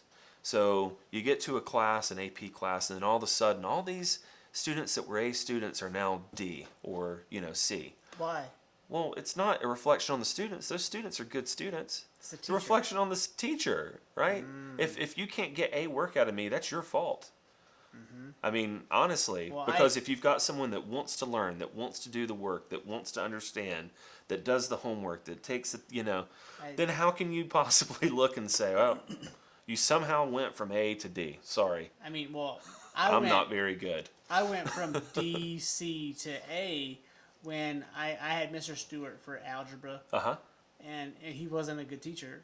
Uh-huh. Okay, he was just kind of he was monotone, and he just sat there on his the projector. And, Oh, people won't know. I just did the yeah. sign language It was for overhead projector. Yeah, and there was no engagement, and then I transferred to East Lincoln, Yeah. and my dad's like, watch, you're going to make an A in this class, because I failed that class. I had to take it again, Yeah. and I took it again with this teacher at East Lincoln. I Mm-hmm. don't remember her name. I aced it, Yeah. and it was because of her engagement. It makes so much difference. And of course, I had it a second time, so I kind of understood the content Right. before, and so maybe that helped. But I do think a lot of our issue in school or public school or whatever is the length of time that we're engaged with the material, right? So right now we went from the 7-period schedule where you have a subject for a year to the block schedule where you only have it 90 for minutes. you have it longer but for less of the year. Well, I mean, anybody that's in education can say there's no way in hell you can get the same understanding. Your brain doesn't have time to remember all of that in such a succinct. So you're saying amount the of block schedule was harder for children I or think, kids yeah. than the all year long 7? Yep. Talk to Because- any older educator. Well, it and also they'll- plays into the attention deficits of today's age, where It does. You can call it attention deficit if you want, but I just think that's just attention spans. Right. Okay, in general. Right. And we're, especially at our age group, when we came through, we were watching TV, and there were commercial breaks on TVs. Right. So we would have half-hour segments. Yeah. And that's how we watched all of our stuff. And so Yeah. take us out of that environment, put us in school. Now we got to do 90 minutes of that.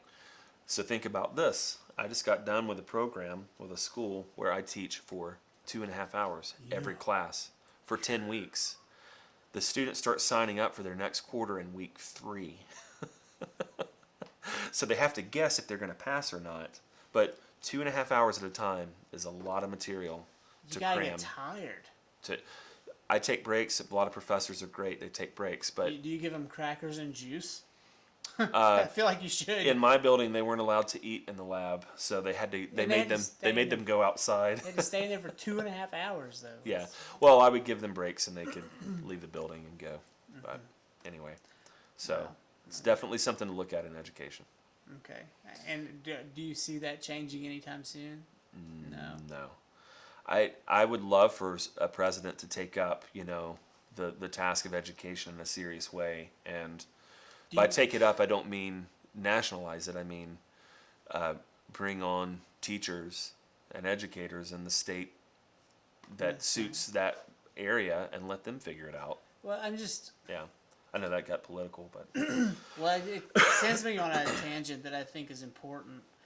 Why is our education system always last on the list for things to be considered improved?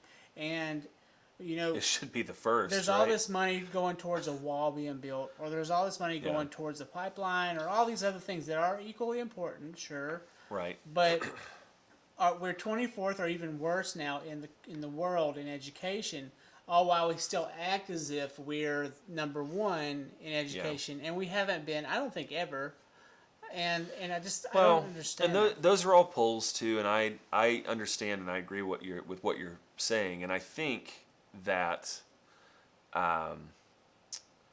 it depends on the metrics that you're looking for, right? So, for instance, I believe it or not, I still do think that American students are more creative, and this sounds crazy, No, but I agree with you. they are than a lot of Asian cultures We where it's also basically work rote smarter. memorization.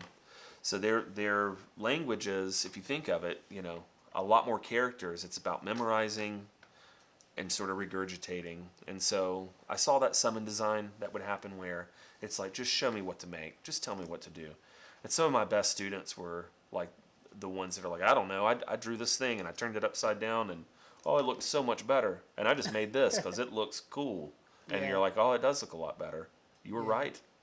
So. And that's creativity on its head in a way, but Yeah, That's- exactly. And that's another interesting segue. But so all of these people in other countries are kind of looking down on Americans and stuff like that, all while they've copped our intellectual property, Right. and They rely on our technology. they rely on our technology. They're reverse engineering our technology, Yeah. and then they're turning around and calling us stupid Yeah. in a way. So the other big thing I do think that is going to affect education, and there's been more talk about it recently, which is good, but is the decrease in fertility rates and the rate of birth in the U.S. And Why is that happening? there are a myriad of reasons people want to throw out. It could be the expense, it could be this or that, but I won't go into it fully. But we are having fewer children, and I think that could be one of the things that really slows us down. Long term, we'll have automation, but you still need people to be creative and to do things and to fill all these roles. Well, it seems like a lot of people are just having one kid now, or no kids. Mm-hmm. You know, I mean, I have members of my family who've chosen to opt out. Right. And while I might find that to be an error in judgment, it's not my place. Right. And so I'm over here, you know, having my nuclear family Right. come to exist, and I'm totally fine with that. Right. And I'm happy to do that. So, but it's no longer seemingly the norm. Right. Right. And when you see someone with 4 kids, it's like, wow. Yeah. And people are like, how do you do it? You know. Right. So, And they don't have a farm or something. yeah. Yeah. I don't know. Okay, we'll move on. Material costs. You working in this field, you don't necessarily need a lot of wood, but I'm sure material costs have gone up across the board. They have. How is that affecting you? Well, material cost affects everything, especially if you're trying to do a build out for a space. And so the person asks you to estimate what your renovation costs are, and you say, I don't know. Well, I started thinking about that with the drywalling that we would do if we actually pursued what we were going to do. Yeah, yeah, And I was like, that's going to be a lot more than I expected. yeah. And so the good news is material costs affect everyone. It's all intertwined. It all gets passed on. It all gets spread around in some way, shape, or form. But it will come back. I heard a story recently that OSB will never go below $20 a sheet again, which is unfortunate.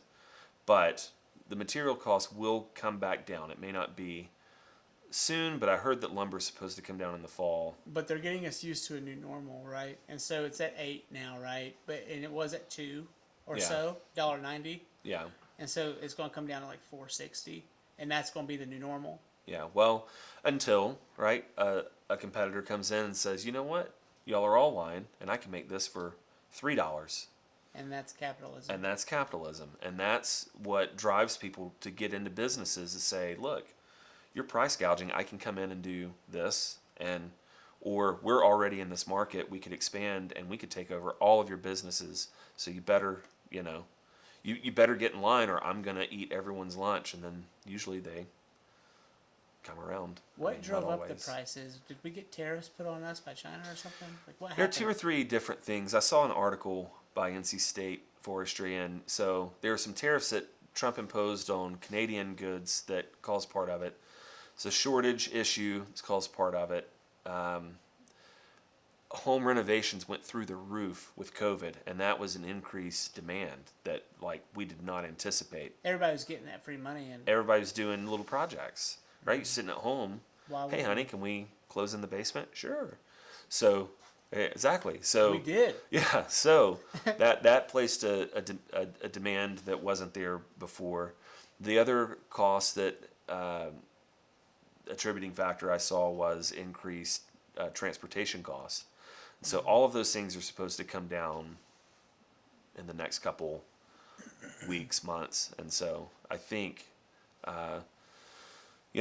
things were high before that. It's not just lumber. Concrete was astronomical when I was looking at it a couple months ago, a couple years ago. Before Biden was even in office. Oh yeah, this was maybe the second, third year of the Trump presidency. So stuff has been getting more and more expensive for a while. But the other thing that complicates it is how low interest rates are, right? So if your home is going to take $20,000 more to build, but you can get locked into a 30-year rate for 3%. 2.8. Yeah, you can absorb that, so you can justify it over time by saying, well, we can borrow more on the front end. Let's just get this done. We'll still end up paying less over time. So it's a perfect storm, sort of, that we've created. It's an ebb and flow almost. Yeah. Interesting. That was a good answer too. Thanks. All right, we're getting to some weird ones now. All right. I've already touched on that one.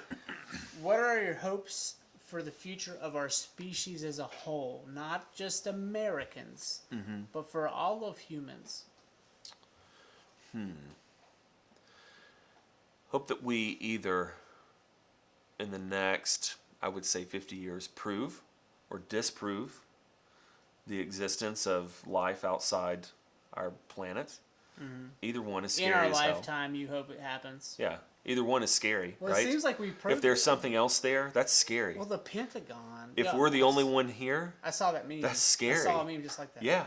But the Pentagon acknowledged the existence of UAPs. Now we have government government assistance here. They're saying, yeah, they exist. We don't know what they are, but yeah, we don't know. It might be China, it might be Russia, but we don't think it is. Right. But they're in and out of the oceans, and they've been here for a long, long time. Right. I mean, the Pentagon said that. Yeah. So it's technically confirmed in your lifetime, but we've yet to have that ET moment. Right. The ET moment. Right. So the ET moment, that'd be great. And then figuring out how we can go further, colonize it. I think one of the only ways that we can save this planet is for some of us to go somewhere else. Well, yeah.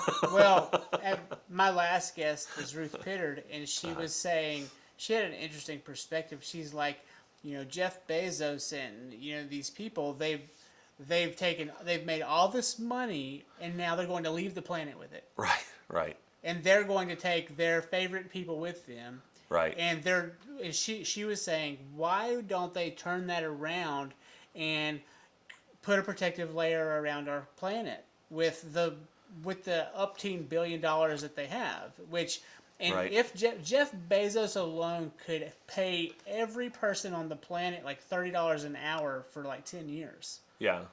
like alone, Yeah. That'd be great. but he's not going to do Yeah. that. He Yeah. might actually. Amazon's gonna help a lot of people, but Yeah. and do we want him to do that? Do we want that? Yeah. Then we become underlings to Jeff Bezos. Yeah, and so, I mean, she made an interesting point, but I'm in Yeah. your camp.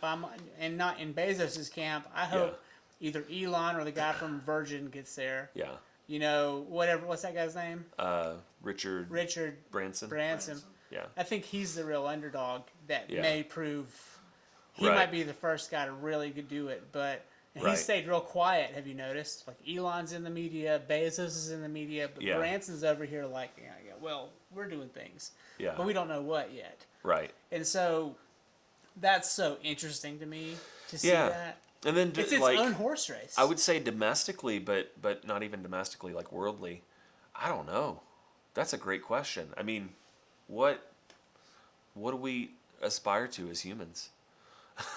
Everyone has their own. Everyone has their own special sort of lens that you look through. Mine probably is not the same as a lot of other people's, but yeah.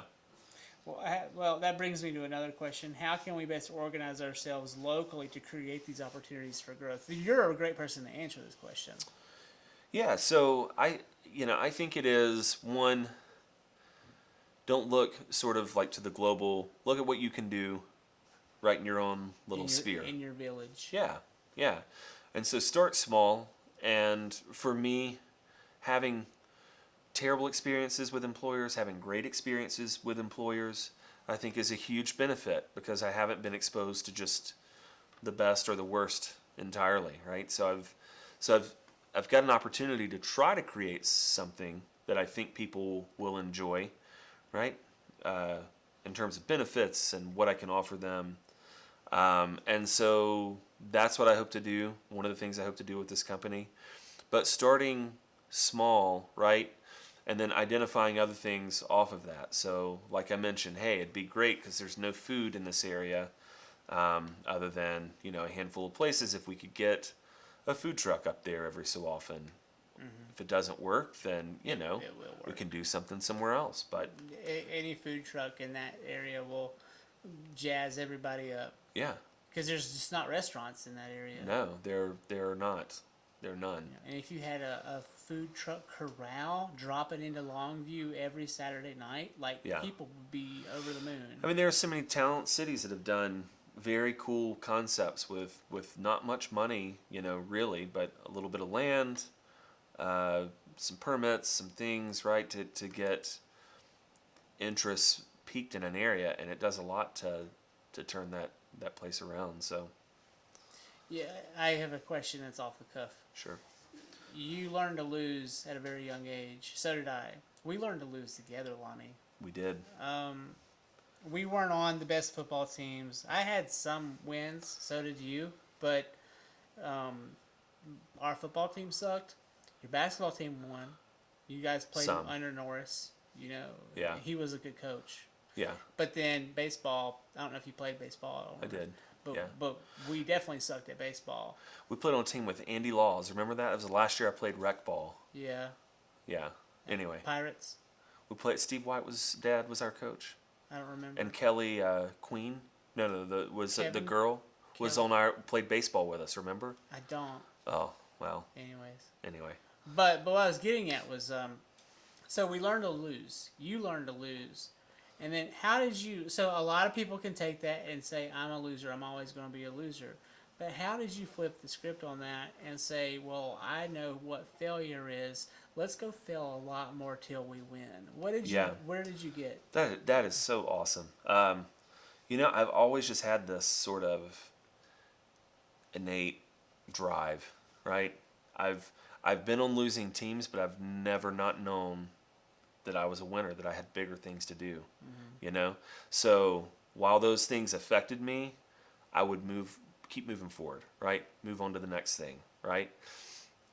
If you fail bigger and bigger and bigger. I mean, I've had some, what I would consider pretty big failures, right? Me too. And it may not seem like it then, but you're like, holy moly, that could have really gotten you down and, caused a lot of strife. But like, especially early on in my professional career, had I won, I would not have been able to see the opportunities for real growth. Right. Had I been given that contract when I was 27 to run the Hair Scramble Association's media, Right. Wow, that I wanted it so bad. Okay, Yeah, stupid, like that, Yeah. like that's small potatoes, Right. And I had to have that contract, and when it fell through, I was devastated. Right. 2007, 8, I was completely run over, Right. and it took me a few years to even get over the loss, Yeah. because that was my first real professional loss. Yeah. And so, I mean, You use that. So I do. A lot of times I use that as fuel, right? And I look at it and I think, how could I do this better? How could I be bigger? How could I turn this around into what it really should have been? What's the end game for this opportunity that I had? Did I really want that, or did I want something else? And this was just a step on the ladder. And is there a way to go bigger or to fix those things? And so I feel like that's sort of what I'm doing now. yeah. I mean, it really is, and you have to know it, right? You can't be unsure about it. You have to know that you've got the path forward. You've got the way. You know what you're going to do. And that's how I feel about lots of stuff. But, life has said, no. Don't listen to that part. Always moving forward. Head forward, blinders on. And always have more than one plan. Yeah. You know, I think so many people. So to your point, how quickly did you recover after that sort of? It took 5 years. Yeah. I mean, so so '08, I failed miserably. They just didn't want the contract for a bunch of strange bias reasons Right. that were unfounded. And I later fleshed out, like in 2011, 3 years later, that they realized their mistakes in not bringing me on as the sole media provider because Right. all these other people came in and started doing whatever they wanted to, Right. and Right. it was ruining their brand Right. because they had no control over the media that was coming out of their association. Right. Right. And they would come to me. They came to me and they're like, "Why are these people doing all these things?" And I'm like, "I have no control over those other media producers. I made you popular, Right. and then they all showed up Right. because they saw that there was something happening here. Right. I grew them, from 200 riders a race to 790 riders a race in a year and a half." Right. Okay, and then all of a sudden, the other media people, stupid kids and older people too, Right. were like, "Oh, look, there's a race organization. Let's go out there and try to cherry pick." Right. And they were like undermining me and all this stuff, and so I eventually just bolted and got out of Right. it. Right. And at the end, they were like, "Why aren't you stopping these people from doing this?" And I'm like, "They are of not my control. They are Right. not my. I am not their Right. supervisor. Had you hired me as a sole proprietor contract, you could have had me there, and you could have kicked everyone out but me, and controlled the media that I produce for you Right. through dignity and But respect." One of the things, though, so once that was done, though, you were still able to do work, to find work, to do some small things. Well, I eventually. went to no. Yeah. Well, Yeah. I put that company on the back burner, Right. and I went to work for Biltmore for a year and a half. Right. And I was collecting a check, and I Right. was miserable, but I was Right. collecting a check, and I was walking around the grounds of Biltmore. It couldn't have been that bad, Right. But I went from the potential of making, a couple thousand a weekend to making, what was about $11 an hour Right. with tips. And that's just not the lifestyle I wanted to live, Right. you know? But you did that because you had to. But Right. that job, And it- but and that it- and it- job led to we moved out west. Yep. The same companies at Canyons Resort. I'm a photographer at Canyons Resort. I spent 90 days on the mountain that year, Right. skiing and snowboarding. Right. Okay, and taking pictures of people. I had a great tan on my hands and my face. Yeah. That's all. Yeah. But then after that, I got out of it because I didn't get that job I wanted. Right. They just wouldn't hire me because I was apparently not what they were looking for. Right. Because I was more of an independent. And I was out on a limb again. Right. Got back into racing. Started Yeah. doing that for a while. That led to Nissan and Subaru and Ferrari. Right. And then Yeah. whatever. So we do what we have to do, right? And you don't know what it's going to be, but you also didn't just give up. You didn't just stop. it was hard though because I was I was in this weird spot where like my wife and I were married, but my wife had gone in a medical route, so Right. she had really good work and really Right. she's always been my rock, man. Yeah. And she yeah. had stable money coming in, and here I am, flight of fancy, going around trying to find work independently, and it was so hard. And then the role reversals of like now she's the breadwinner for a few years. She was like a hardcore breadwinner, Yeah. and I was just not making any money. It was like Right. right after '08, Right. That Right. shit hit the fan for everybody except for people who had like medical licenses. Yeah. Yeah. And I could not find a way to make a living, and she was towing a lot of rope, and it was the beginning of our marriage. Right. Things went Oh, I'm sure. sideways for a minute, And Yeah. it wasn't so much her; it was me and my lack of confidence. Right. Me and my lack of I had integrity, but I had no confidence. Right. And I had a hard time breaking through the stubbornness to just go collect a check. But Right. I did collect those checks, but it never equated to much. And I was your guy who had like the master's degree or the accumulated time Right. of a master's degree, and he was taking some job Yeah. at McDonald's. That's what it felt like. Right. Right. And I was like, I have so much more time under my belt. I deserve a better job than Yeah. this, but they weren't available. But eventually you ended up building your own thing, right? It literally, yeah, flash forward to today, yeah, and I'm finally building it, and I'm still in a loss leader position. yeah, But potential is on the rise, and Yeah. I'm okay with that. yeah, exactly. So It'll come. I hope so. Yeah, Here we are. yeah. I'm 39. It's got to happen at some point. No, we're getting there. We're doing really well now. That's good. There's nothing we can complain about. So we're almost finished.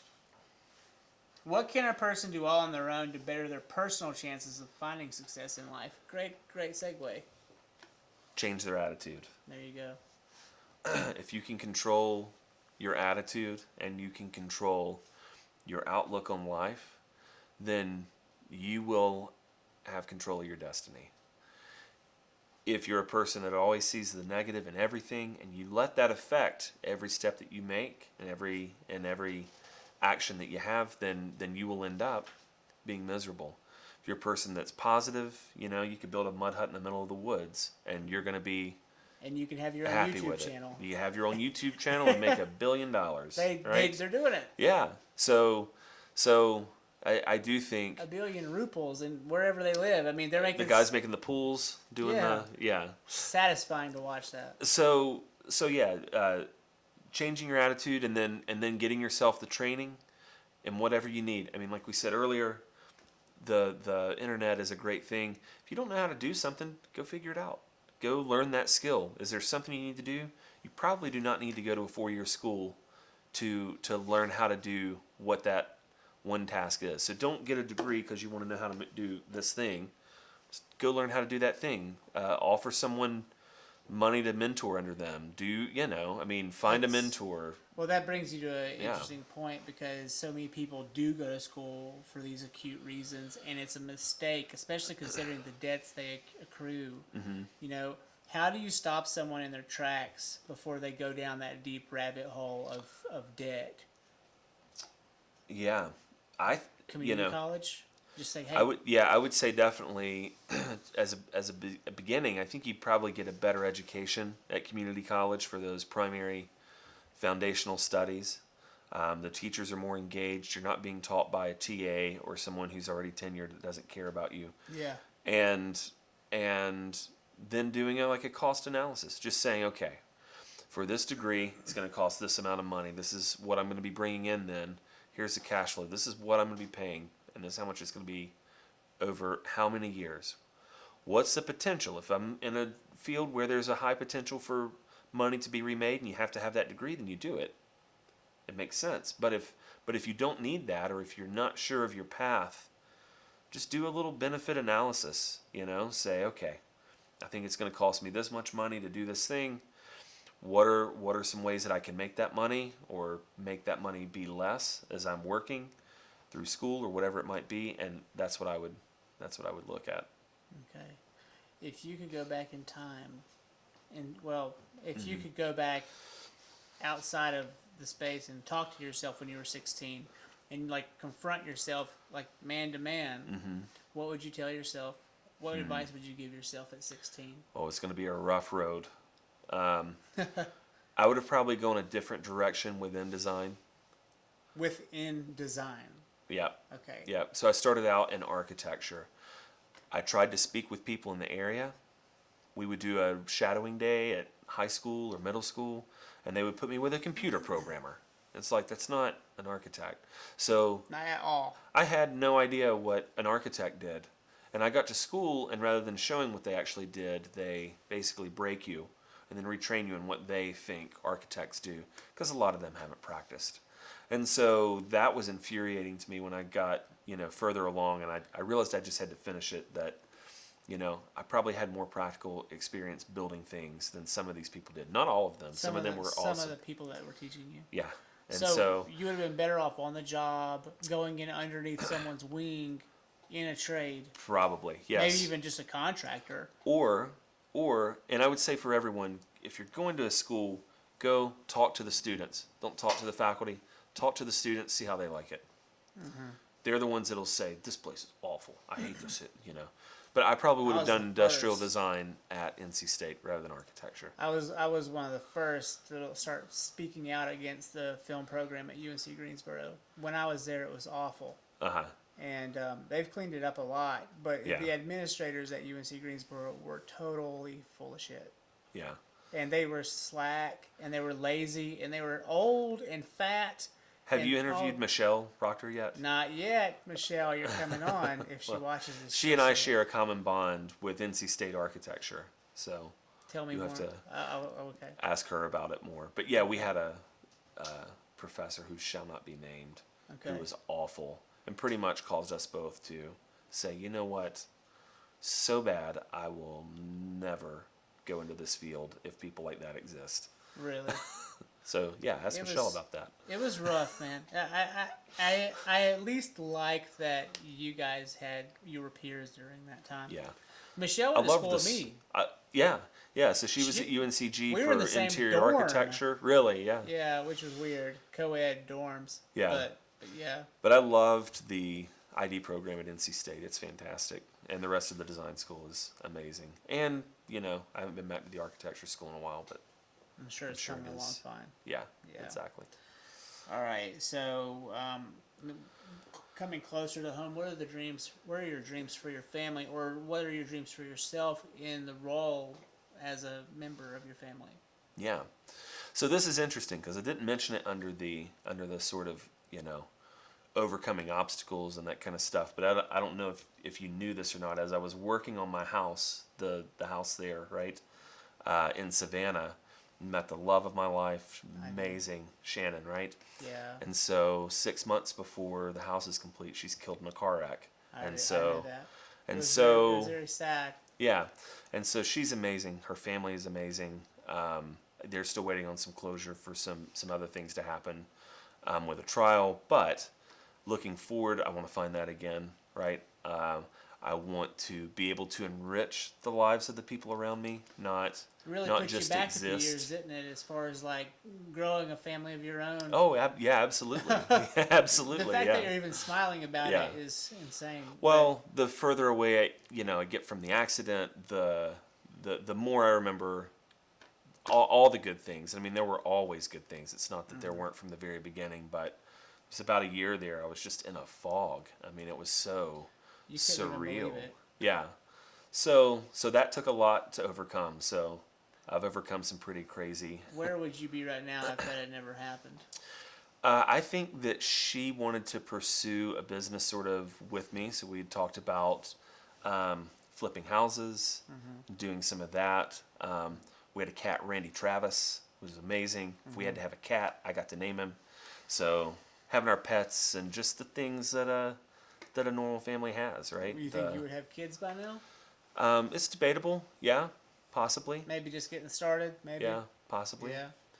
So, someone else's selfish act, I'll never know, right? Yeah.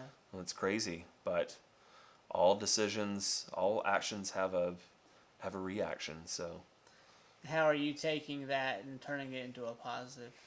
well, she was such a good person, right? I don't even know how to sort of memorialize or do something that would be grand enough to really show what an amazing person she was. But I think the best way I can do is to not just kind of crumble into a shell of a person and to go out and kick ass. I mean, that Yeah. sounds, In her simplified. Yeah. Yeah. But to go out and enjoy life, I mean, she was great at parties. She loved hosting things and coming up with specialty cocktails, all that stuff. So I gotta ask this question, Jeff. Yeah. I'm sorry if I'm pulling you too long, but yeah, you lost someone really, really close to you. yeah. Have you had any dreams of her Just last night, actually. in conversations, or what happened? If you can give me some.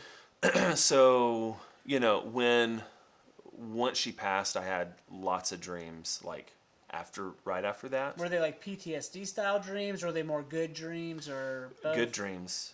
Some good dreams, some awful dreams. Yeah. Yeah, but here recently, yeah, I see her every so often, and Is she just there? And she's not really talking, or is she saying you can? Not saying anything, just being there. happy and she's yeah. there. Yeah. I've Yeah. had a few with Dad, Yeah. and he's just there. I've also had a few under serious stress Uh-huh. with my in-laws, so to speak. Uh-huh.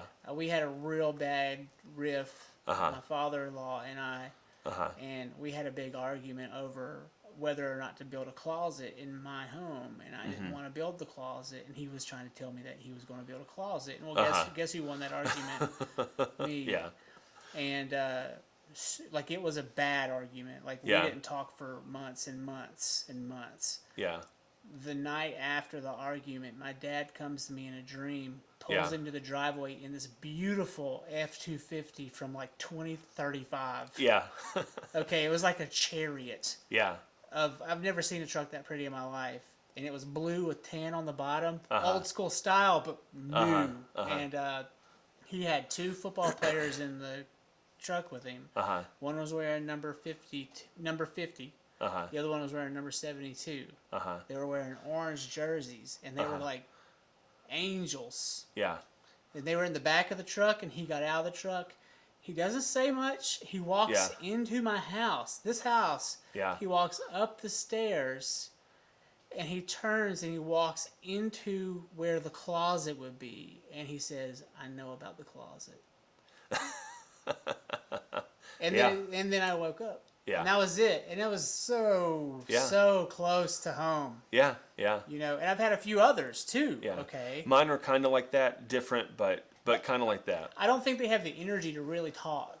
Right. If they're real, if what we're seeing is like the pearly in between, I think that if they are communicating with us, they're communicating with us through gesture and through telepathy at best. Yeah. And through images. The ones that with Shan, she's just so happy. I mean, it's crazy. Yeah. And that's what I sense. Yeah. So I can tell. There's something on the other end of that stick that we can't really envision, but we can only see it through those dreams of happiness. Yeah, I that agree. I don't know what that is, but I like my Aunt Jo before she died.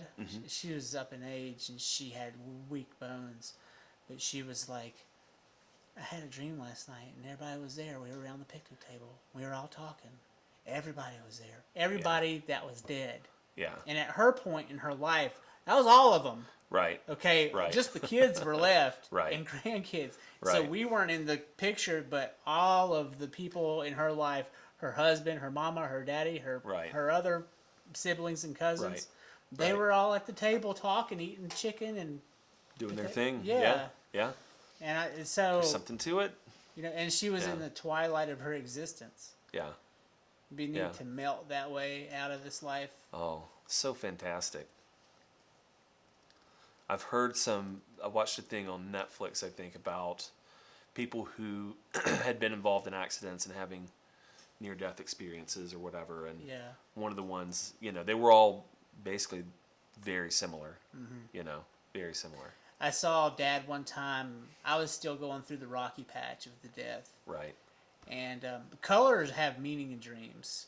And he was, those coat shorts that you could see his nuts in? Yeah. That were always too tight? Yeah. The ones that everybody had like 10 pairs, and you're like, where did you get these? Why take Yeah. them back? Well, he had on like 4-star sports. he had on like a gray shirt, and it was tucked in to those burgundy bike shorts. Yeah. Right? And he was we were I at wonder where you get those. Champion Sports or Yeah. back at the place downtown in 4-star. Hickory. Yeah. I don't know. Cooks. Cooks. Yeah. Back at Cooks. But I was They're like, come back, coach. I got a special section for you. I come into the dream and I'm at St. Stephen's on the football field. And you remember at that football field, if you looked across, the field like bowed up and down. And so you could only see like the tops of the heads of the players on the other side. Maiden was that way too, the old field. And so you could run really fast to the corner. Yeah. But I was like there on the visitor side, and the game ended. Yeah. Whatever game was playing at the time, and I'm walking out, and I've got my helmet like I'm a Buccaneer again, I guess. Yeah. And Dad's in the middle of the field, but like I'm like basically from me to him to you now, because Yeah. apparently I floated into the middle of the field out of nowhere, and he's standing there, and he's young, still fat but young. You know what I mean? Yeah. And he's just looking at me in this like stoic way, and it was like he was telling me he was okay. Yeah. And Yeah. I was like, and then I wake up. Yeah. It's super weird, Yeah. you know. No. It's amazing. It's good to have dreams like that. Yeah, I haven't had many lately, but the last ones I had, he was just standing there smiling with a group of us, Yeah. and so he was like still in the group. Right. And so, and very vague, short-lived dreams. I should probably stop smoking reefer. Maybe I'll have longer ones. But you know, Yeah. certainly cutting down on my dreams for sure. Yeah. So, but yeah. Any final is great. Any final thoughts? No, I think we've covered it all. I just want to say thank you, to everybody for hanging out here and doing this thing, and all the help you've provided so far. I know there'll be more in the future that we can do together. We'll I'm do really more. looking forward to it. I'll bring you on early fall, Sure. and we'll talk more about your progress. Yeah. I'd like to get out there with you this summer when it's hot and do the pressure washing. Yeah. At least segments. Yeah. You gotta get water over there. I got to get water, so I'm working right now on Yeah. some permits and getting some stuff ready to go. It's going to be good. I'll bring good. out the pressure washers and the brooms and stuff, and we'll see how Yeah. it goes. Jeff, what do you think, man? How did we do? That was great. So you talked about your inspiration. What would you say is the core of your passion? The core of my passion. So, Or just say, what is your passion? Because, a lot of times people think passion, inspiration, Yeah. same thing. But it's not. yeah. Well, I may have mentioned or alluded to it before, but I really enjoy problem solving. And for me, that's what has led me into the career that I'm in, the different jobs that I've had. Right, I'm in these roles where maybe something isn't going right, and so for me, I'm really passionate about fixing things and making them better for other people, whether it's me or other coworkers, the brand, the company, and so people have asked why I want to do exactly what I want to do. Well, I'm in a good place, and I know the challenges ahead, and I am looking forward to solving those issues, right?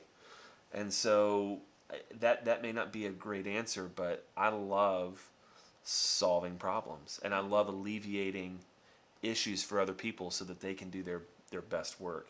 Because I've been in so many situations where that didn't happen, right? Where I didn't have employers who gave me the tools I needed to do the things that I wanted to do or that I needed to do. Mm-hmm. So I love problem solving. Jeff, do you have any final thoughts? No, I think you all covered it.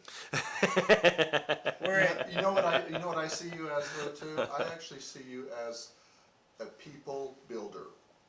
And part of that Yeah. comes from your teaching. Yeah. But you were talking about, working with people from all walks of life. Yeah. Some being just, I hate to say it like this, but kind of totally worthless. Yeah. Yeah. But others having great potential. And I think you as a teacher, you're able to identify that in people. I hope. And I hope for everyone else I am. And I see that as, I don't know you very well, but I see that as part of your passion, Yeah. helping people I think you're be right. the best of themselves. Yeah. I mean, Because everyone isn't, there are Roger Travises. Roger Travis has a place. He's got a something to do in this world. it's interesting, isn't it? Yeah. And we Considering- can't all be Roger Travises. We can't all be.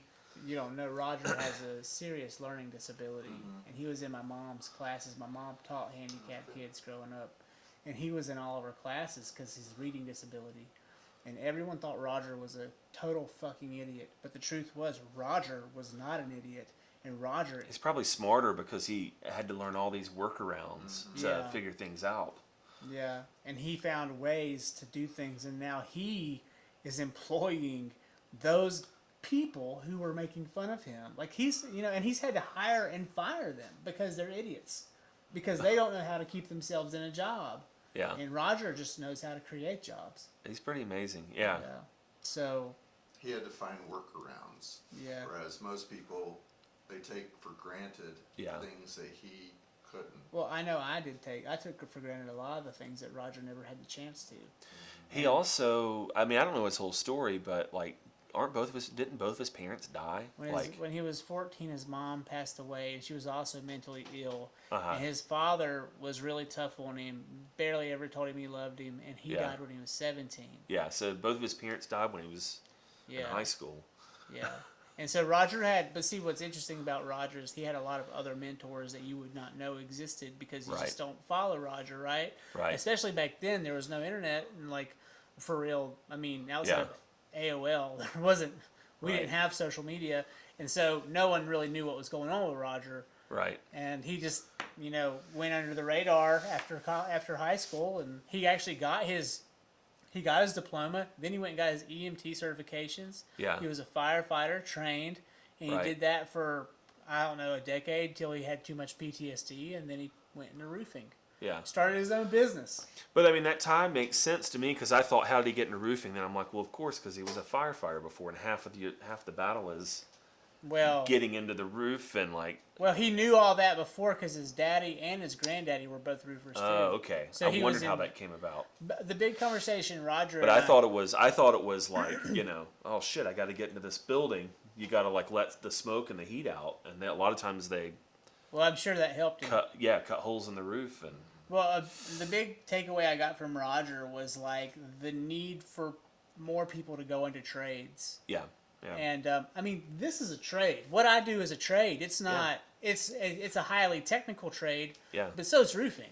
It's just Right. its own version of high Right. technicality. And see, for me, what's going to be interesting, and to your point, I'm going to have to train the people to do what I do because nobody else does it. Mm-hmm. Like, it doesn't exist. And so people have asked me, well, can't you go somewhere else and have someone produce this? I'm like, I don't think you understand. I'm doing a fully machine automated setup. It's never been done before like Mm-hmm. this. Well, where are you going to find people? I have to, like you said, I have to make them. I have to find somebody that's Cultivate. disingenuously been treated by the furniture industry and pull them in and give them the training they need and say, Well, in my wife's work, like they threw her to the wolves right away when she got into her job, and she was like, "There's no training for me here, and I could kill someone." Okay, and so she literally built the training manual Yeah. for the company that hired her because there was not a training manual before. yeah, And so she like literally went out of her way at Blue Ridge to make sure that the training manual was there. Then she went on to train all of these new technicians and Yeah. all of these new pharmacists. yeah. And she made that place a better business. That's awesome.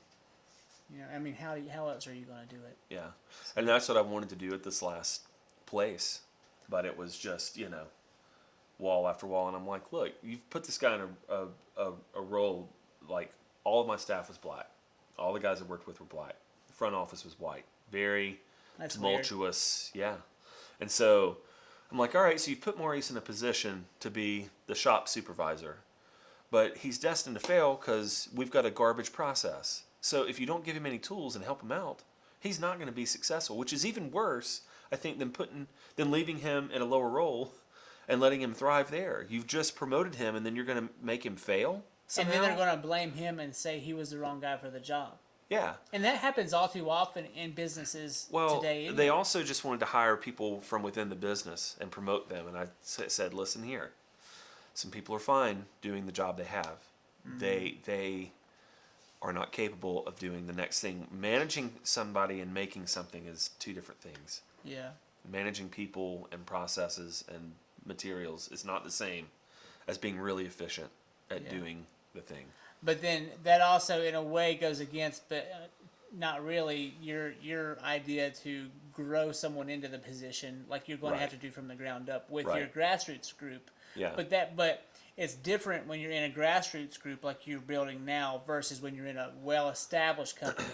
Well, and for instance, he was responsible for training new hires. And so I would say, okay, so what's the onboarding process? What do you have? Well, what do you mean? How do you show somebody how to do what they do? Well, it's kind of like, no, you need to get a manual.